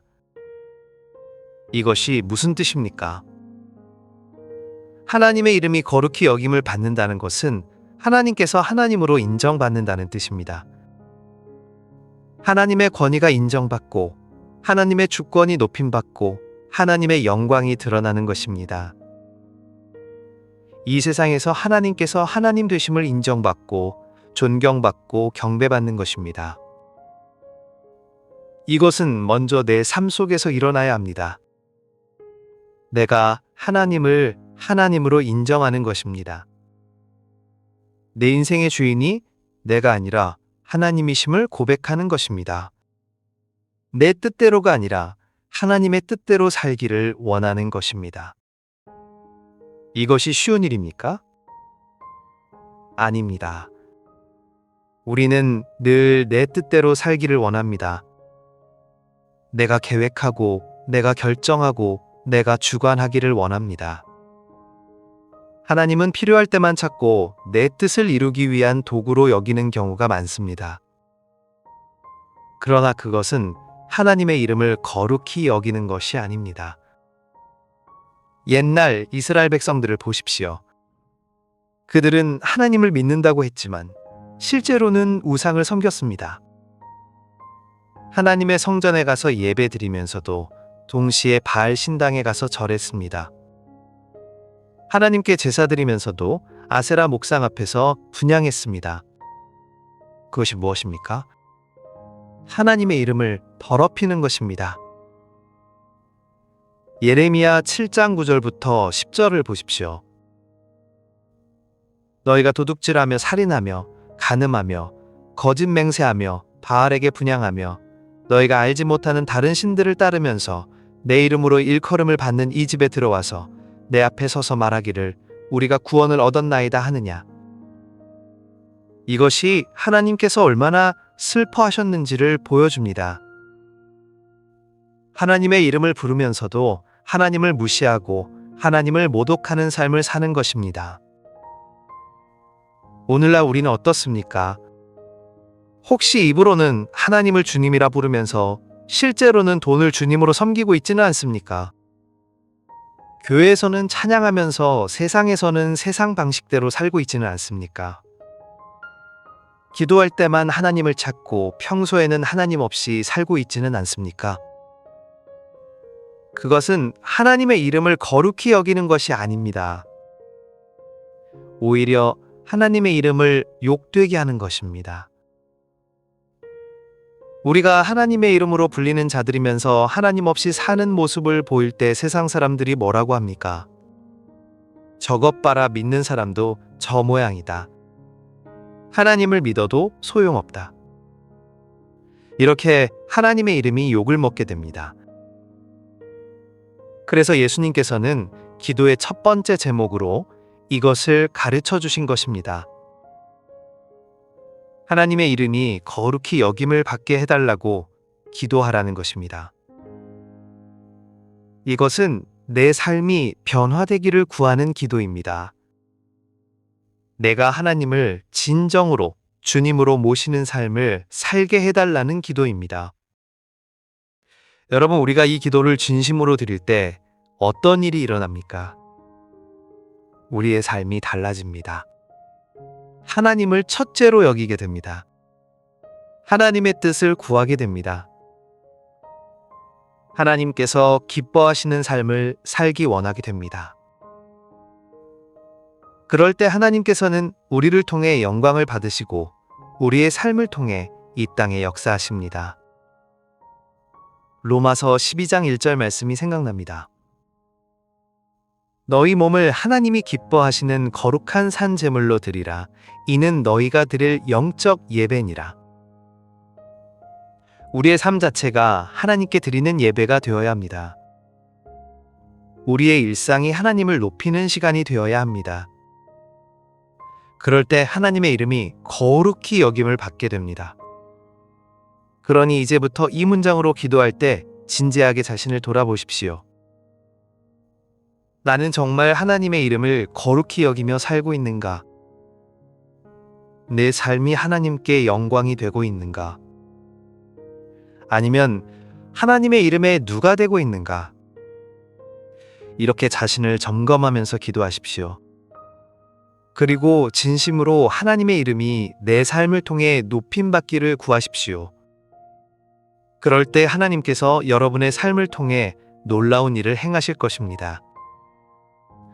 이제 주기도문의 다음 문장으로 넘어가겠습니다. 나라가 임하시오며 뜻이 하늘에서 이루어진 것 같이 땅에서도 이루어지이다. 이 두 문장은 하나로 연결되어 있습니다. 하나님의 나라가 임하는 것과 하나님의 뜻이 이루어지는 것은 같은 의미입니다. 하나님의 나라란 무엇입니까? 이것은 단순히 미래에 가게 될 천국만을 말하는 것이 아닙니다. 하나님의 나라는 하나님께서 왕으로 다스리시는 곳입니다. 하나님의 주권이 인정받고 하나님의 통치가 실현되는 곳입니다. 그곳이 바로 하나님의 나라입니다. 그런데 예수님께서는 그 나라가 임하기를 기도하라고 하셨습니다. 어디에 임합니까? 이 땅에 임합니다. 지금 여기에 임합니다.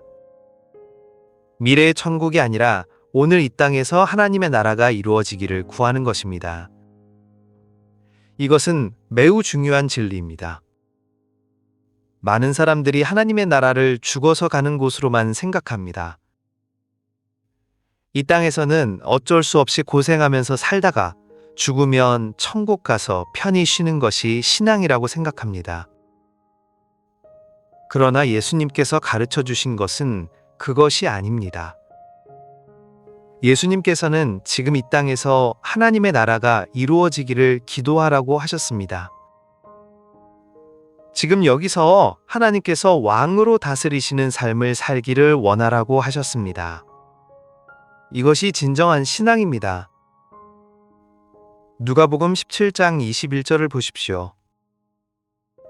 하나님의 나라는 볼 수 있게 임하는 것이 아니요 또 여기 있다 저기 있다고도 못하리니 하나님의 나라는 너희 안에 있느니라.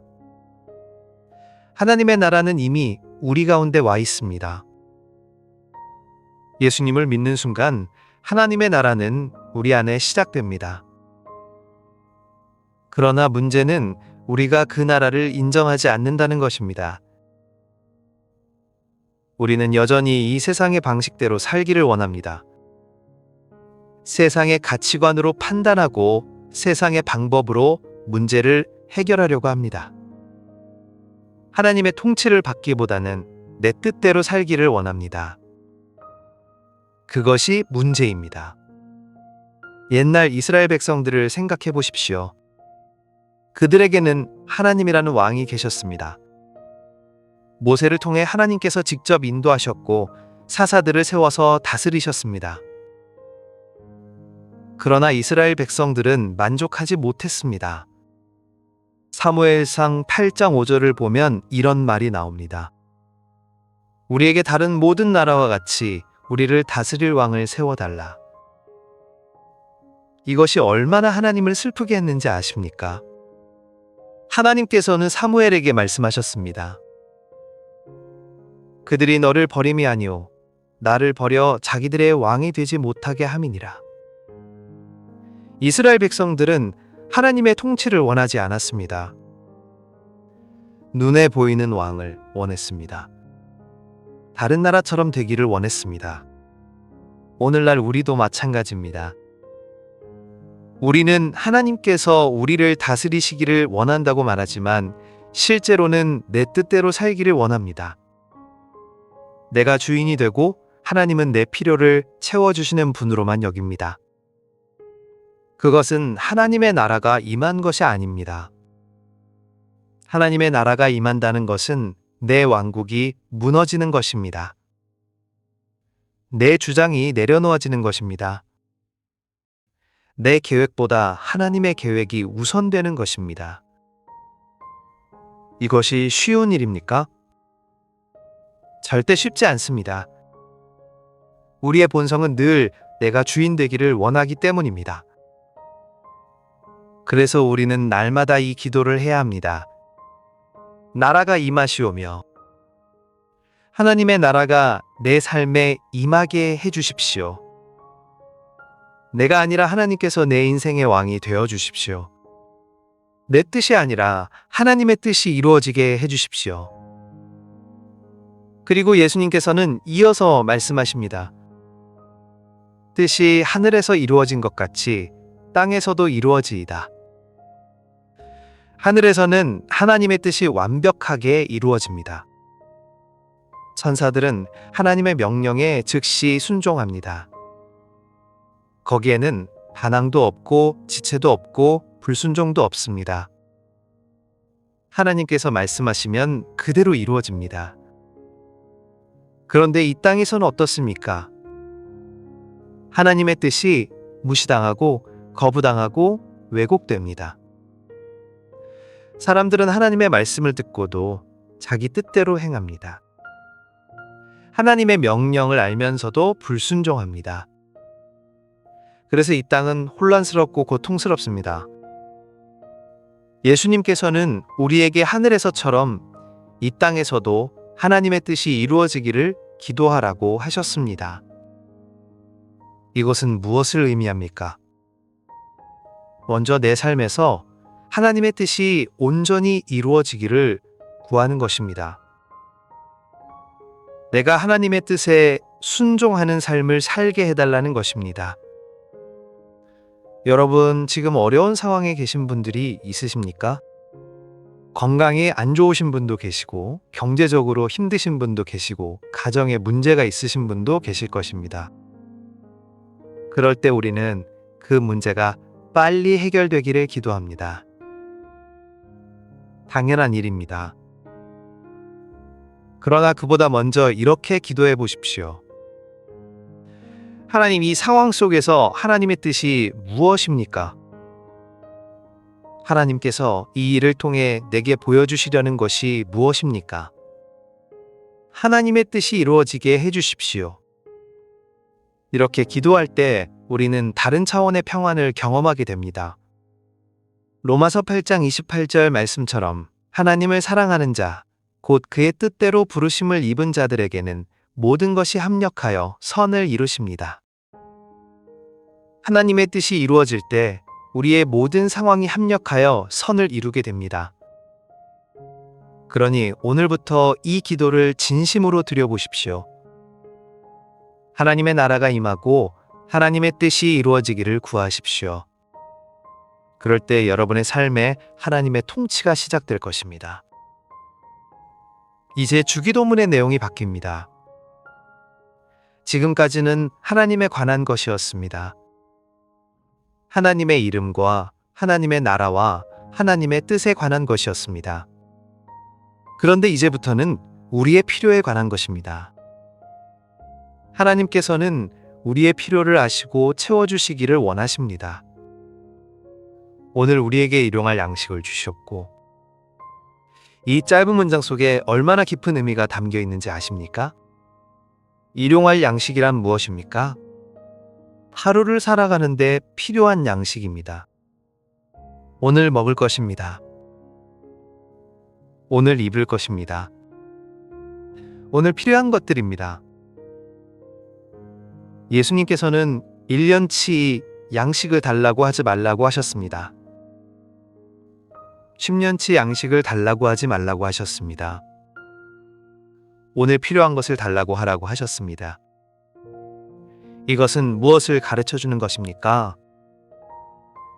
하루하루를 하나님께 의지하며 살라는 것입니다. 출애굽한 이스라엘 백성들을 생각해 보십시오. 그들이 광야를 지날 때 하나님께서는 만나를 내려주셨습니다. 그런데 그 만나는 매일 아침 새로 내려왔습니다. 어제의 만나를 오늘 먹을 수 없었습니다. 내일을 위해 만나를 모아둘 수도 없었습니다. 모아두면 썩어버렸습니다. 출애굽기 16장 4절을 보십시오. 보라, 내가 너희를 위하여 하늘에서 양식을 비같이 내리리니 백성이 나가서 일용할 것을 날마다 거둘 것이라. 하나님께서는 이스라엘 백성들에게 날마다 하나님을 의지하는 법을 가르쳐 주신 것입니다. 오늘날 우리는 어떻습니까? 우리는 늘 미래를 걱정합니다. 내일 걱정, 다음 달 걱정, 내년 걱정을 합니다. 노후 준비는 되어 있나 걱정하고 자녀들에게 재산을 얼마나 남겨줄까 걱정합니다. 물론 지혜롭게 준비하는 것은 필요합니다. 그러나 문제는 그것이 걱정과 염려로 변할 때입니다. 마태복음 6장 25절부터 27절을 보십시오. 그러므로 내가 너희에게 이르노니 목숨을 위하여 무엇을 먹을까, 무엇을 마실까, 몸을 위하여 무엇을 입을까 염려하지 말라. 목숨이 음식보다 중하지 아니하며 몸이 의복보다 중하지 아니하냐. 공중의 새를 보라, 심지도 않고 거두지도 않고 창고에 모아들이지도 아니하되 너희 하늘 아버지께서 기르시나니 너희는 이것들보다 귀하지 아니하냐. 너희 중에 누가 염려함으로 그 키를 한 자라도 더할 수 있겠느냐. 하나님께서는 공중의 새도 먹이시는데 하물며 우리를 먹이지 않으시겠습니까? 들의 백합화도 입히시는데 우리를 입히지 않으시겠습니까? 우리는 하나님의 자녀입니다. 하나님께서는 우리의 필요를 아시고 채워주시는 분이십니다. 그런데 여기서 중요한 것은 우리라는 단어입니다. 나의 일용할 양식이 아니라 우리의 일용할 양식입니다. 이것은 무엇을 의미합니까? 내 것만 채워달라고 기도하는 것이 아니라 우리 모두의 필요가 채워지기를 기도하는 것입니다. 혹시 주변에 어려운 이웃이 있지 않습니까? 오늘 먹을 것이 없어서 굶는 사람이 있지 않습니까? 병원비가 없어서 치료를 못 받는 사람이 있지 않습니까? 겨울에 난방비가 없어서 추위에 떠는 사람이 있지 않습니까?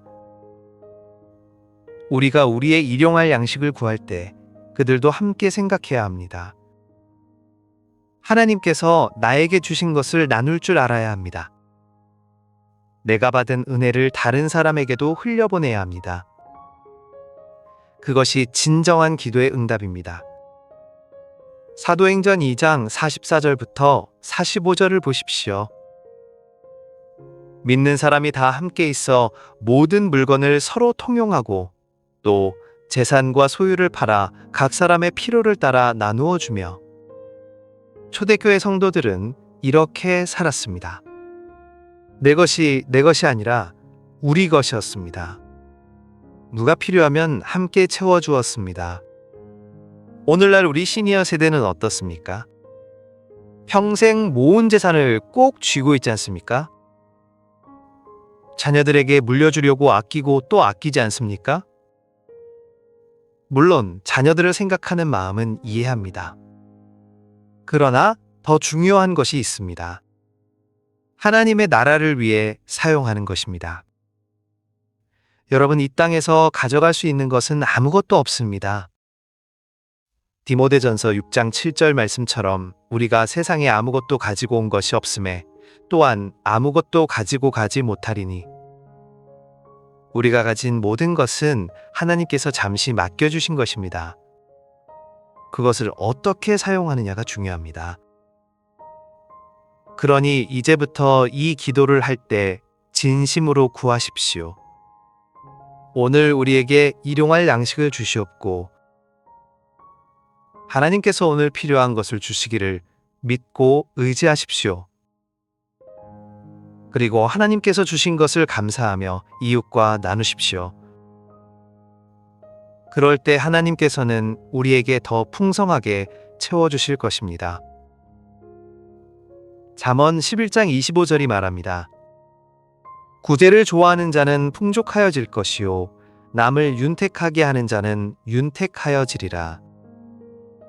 하나님께서는 나누는 자를 축복하십니다. 쌓아두는 자가 아니라 흘려보내는 자를 풍성하게 하십니다. 이것이 하나님 나라의 경제입니다. 주기도문의 다음 문장은 우리가 가장 필요로 하는 기도입니다.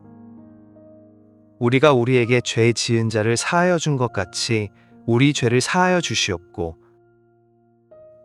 이 문장은 참으로 무겁고 깊은 의미를 담고 있습니다. 용서에 관한 것입니다.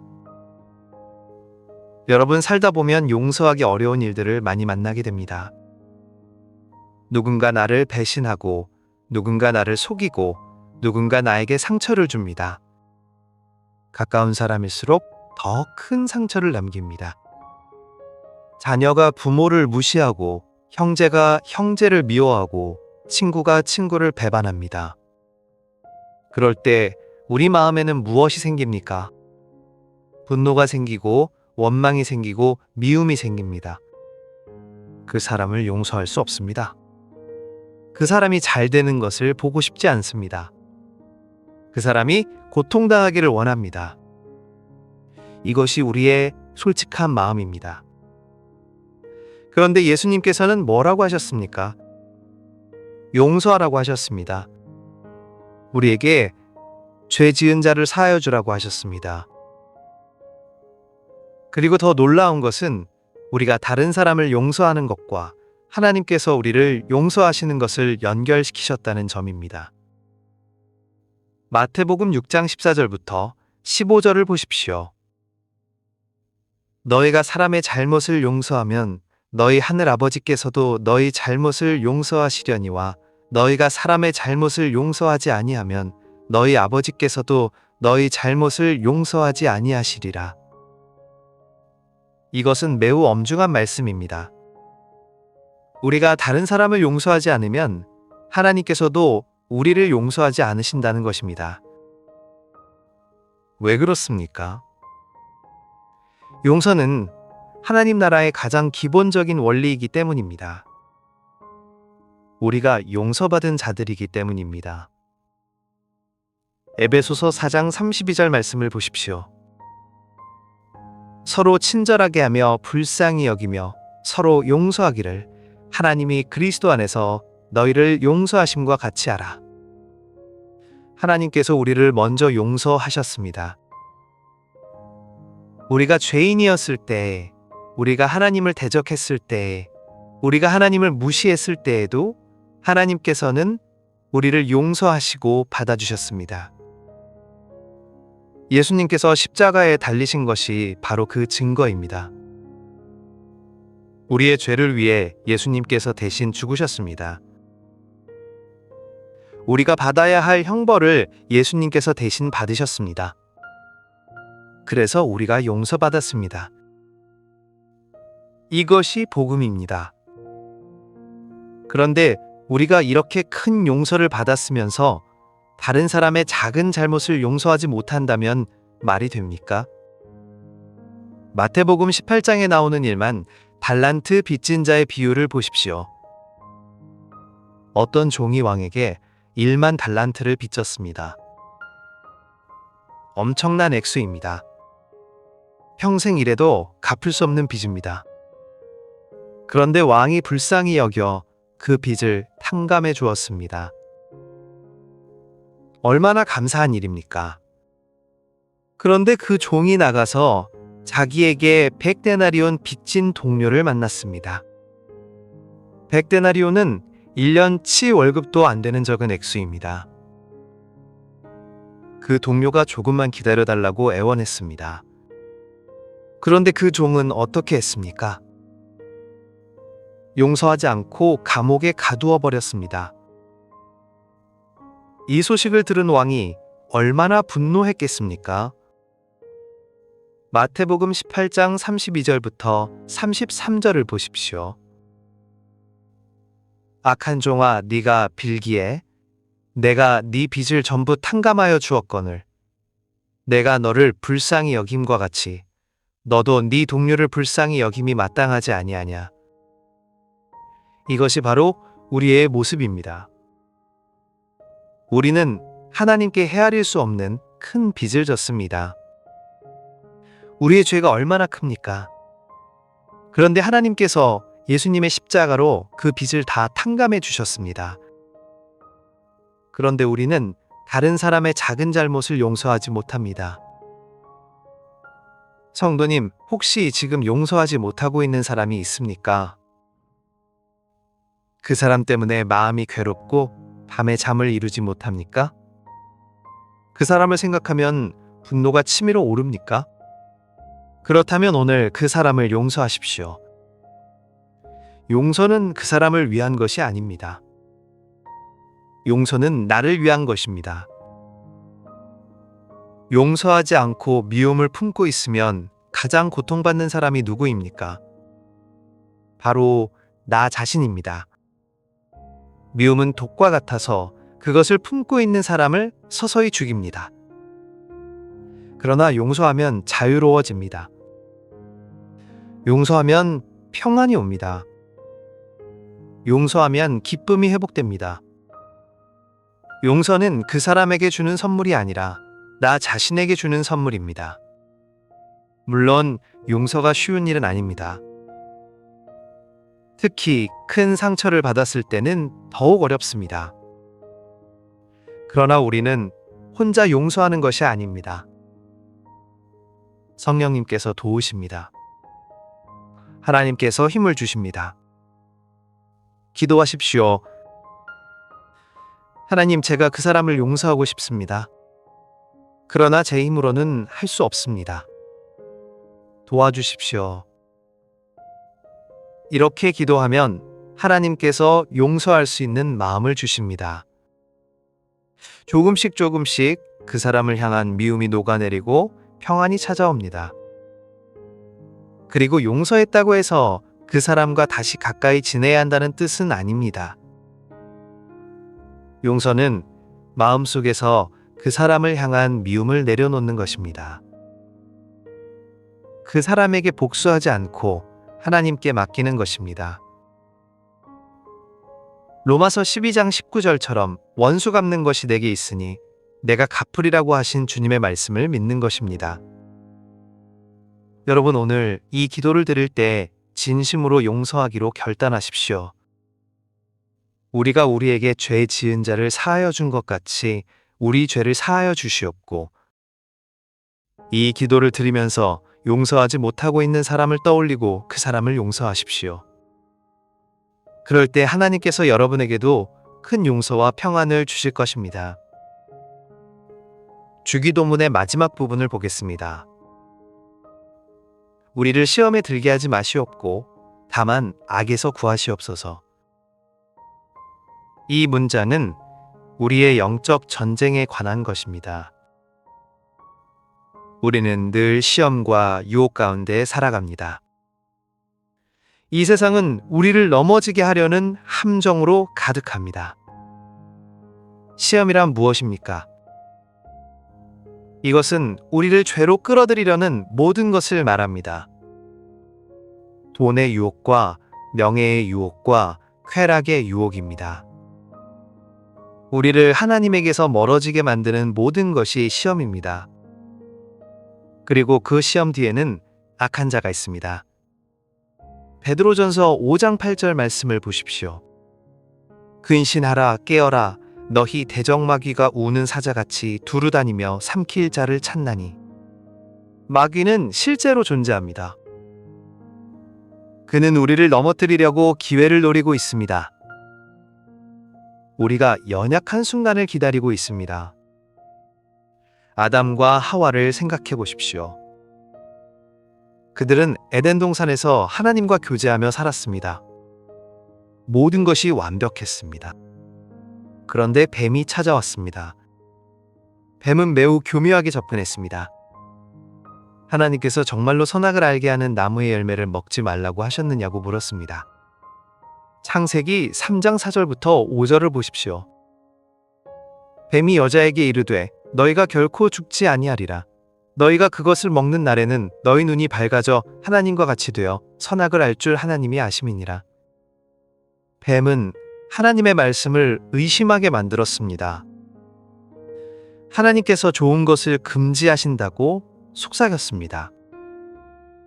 그리고 결국 하와는 그 열매를 먹었고 아담도 먹었습니다. 그 순간 모든 것이 무너졌습니다. 죄가 세상에 들어왔고 죽음이 들어왔고 고통이 시작되었습니다. 이 모든 것이 시험에 넘어간 결과입니다. 오늘날 우리도 마찬가지입니다. 마귀는 여전히 우리를 시험합니다. 때로는 좋은 것처럼 보이게 만듭니다. 때로는 정당한 것처럼 포장합니다. 그러나 그 끝은 멸망입니다. 그래서 우리는 시험에 들지 않도록 기도해야 합니다. 그런데 여기서 오해하지 말아야 할 것이 있습니다. 하나님께서 우리를 시험하신다는 뜻이 아닙니다. 야고보서 1장 13절 말씀을 보십시오. 사람이 시험을 받을 때에 내가 하나님께 시험을 받는다 하지 말지니 하나님은 악에게 시험을 받지도 아니하시고 친히 아무도 시험하지 아니하시느니라. 하나님은 우리를 시험하지 않으십니다. 시험은 마귀에게서 오고 우리의 욕심에서 나옵니다. 그러나 하나님께서는 우리가 시험에 빠지지 않도록 지켜주실 수 있습니다. 그래서 우리는 하나님께 우리를 시험에 들게 하지 말아달라고 기도하는 것입니다. 이것은 시험이 올 때 우리를 건져달라는 기도입니다. 시험을 이길 힘을 달라는 기도입니다. 시험을 피할 길을 열어달라는 기도입니다. 고린도전서 10장 13절이 약속합니다. 사람이 감당할 시험 밖에는 너희가 당한 것이 없나니 오직 하나님은 미쁘사 너희가 감당하지 못할 시험당함을 허락하지 아니하시고 시험당할 즈음에 또한 피할 길을 내사 너희로 능히 감당하게 하시느니라. 하나님께서는 우리가 감당할 수 없는 시험은 허락하지 않으십니다. 그리고 시험이 올 때 반드시 피할 길을 열어주십니다. 우리는 그것을 믿고 의지해야 합니다. 그리고 예수님께서는 이어서 말씀하십니다. 다만 악에서 구하시옵소서. 악이란 무엇입니까? 이것은 악한 자, 즉 마귀를 의미합니다. 우리를 멸망시키려는 사탄의 권세를 말합니다. 우리는 혼자 힘으로는 마귀를 이길 수 없습니다. 그래서 하나님께 구원을 간구하는 것입니다. 여러분, 살다 보면 영적인 공격을 받을 때가 있습니다. 갑자기 의욕이 사라지고 모든 것이 무의미하게 느껴질 때가 있습니다. 하나님을 믿는 것이 헛된 것 같고 기도해도 아무 소용없다는 생각이 들 때가 있습니다. 그것은 마귀의 공격입니다. 특히 시니어분들은 더 많은 영적 공격을 받습니다. 나이가 들면서 몸이 약해지고 외로움이 찾아옵니다. 죽음이 가까워지면서 두려움이 생깁니다. 그럴 때 마귀는 우리를 더욱 괴롭힙니다. 내 인생은 실패했어. 너는 쓸모없는 사람이야. 하나님도 너를 버리셨어. 이런 거짓말을 속삭입니다. 그러나 그것은 다 거짓입니다. 요한복음 8장 44절에서 예수님께서 말씀하셨습니다. 마귀는 거짓말쟁이요 거짓의 아비입니다. 마귀의 말을 듣지 마십시오. 대신 하나님의 말씀을 붙드십시오. 시편 91편 15절에서 하나님께서 말씀하십니다. 그가 내게 간구하리니 내가 그에게 응답하리라. 그들이 환난 당할 때에 내가 그와 함께하여 그를 건지고 영화롭게 하리라. 하나님께서는 우리와 함께 하십니다. 우리가 환난 당할 때 건져 주십니다. 악에서 구원하십니다. 그러니 날마다 이 기도를 드리십시오. 우리를 시험에 들게 하지 마시옵고 다만 악에서 구하시옵소서. 아침에 일어나자마자 이 기도를 하십시오. 밤에 잠들기 전에 이 기도를 하십시오. 그러면 하나님께서 여러분을 지켜주시고 마귀의 모든 공격에서 건져주실 것입니다. 에베소서 6장 10절부터 11절 말씀처럼 주 안에서와 그 힘의 능력으로 강건하여지고 마귀의 간계를 능히 대적하기 위하여 하나님의 전신갑주를 입으십시오. 기도는 우리의 영적 무기입니다. 날마다 기도로 무장하십시오. 그럴 때 어떤 시험도 어떤 악도 우리를 이길 수 없습니다. 이제 주기도문의 마지막 부분입니다. 나라와 권세와 영광이 아버지께 영원히 있사옵나이다. 아멘. 이 문장은 송영입니다. 하나님을 찬양하는 고백입니다. 우리의 기도는 이렇게 하나님을 높이는 것으로 끝나야 합니다. 나라가 누구의 것입니까? 하나님의 것입니다. 권세가 누구에게 있습니까? 하나님께 있습니다. 영광이 누구의 것입니까? 하나님의 것입니다. 이 모든 것이 하나님께 속했고 영원히 하나님의 것입니다. 이것은 우리의 신앙 고백입니다. 이 세상의 모든 나라가 흥하고 망해도 하나님의 나라는 영원합니다. 이 세상의 모든 권세가 무너져도 하나님의 권세는 변함없습니다. 이 세상의 모든 영광이 사라져도 하나님의 영광은 영원합니다. 다니엘서 4장 3절을 보십시오. 지극히 높으신 이가 사람의 나라를 다스리시며 자기의 뜻대로 그것을 누구에게든지 주시는 줄을 아시리이다. 모든 것을 다스리시는 분은 하나님이십니다. 우리의 인생도 하나님의 손에 있습니다. 그래서 우리는 안심할 수 있습니다. 세상이 아무리 혼란스러워도 하나님께서는 여전히 왕좌에 앉아 계십니다. 우리 인생이 아무리 어려워도 하나님께서는 여전히 주권자이십니다. 모든 권세가 하나님께 있기 때문입니다. 그리고 모든 영광도 하나님의 것입니다. 우리가 무엇을 이루었다고 해도 그것은 하나님께서 하신 일입니다. 우리가 아무리 잘해도 그것은 하나님의 은혜입니다. 고린도전서 10장 31절 말씀처럼 그런즉 너희가 먹든지 마시든지 무엇을 하든지 다 하나님의 영광을 위하여 하라. 우리 삶의 목적은 하나님께 영광 돌리는 것입니다. 지금까지 우리는 주기도문을 함께 살펴보았습니다. 하늘에 계신 우리 아버지로 시작해서 하나님께 영광을 돌리는 것으로 끝나는 이 기도는 완벽한 기도의 모범입니다. 이 기도 속에 우리가 구해야 할 모든 것이 담겨 있습니다. 하나님과의 관계가 있습니다.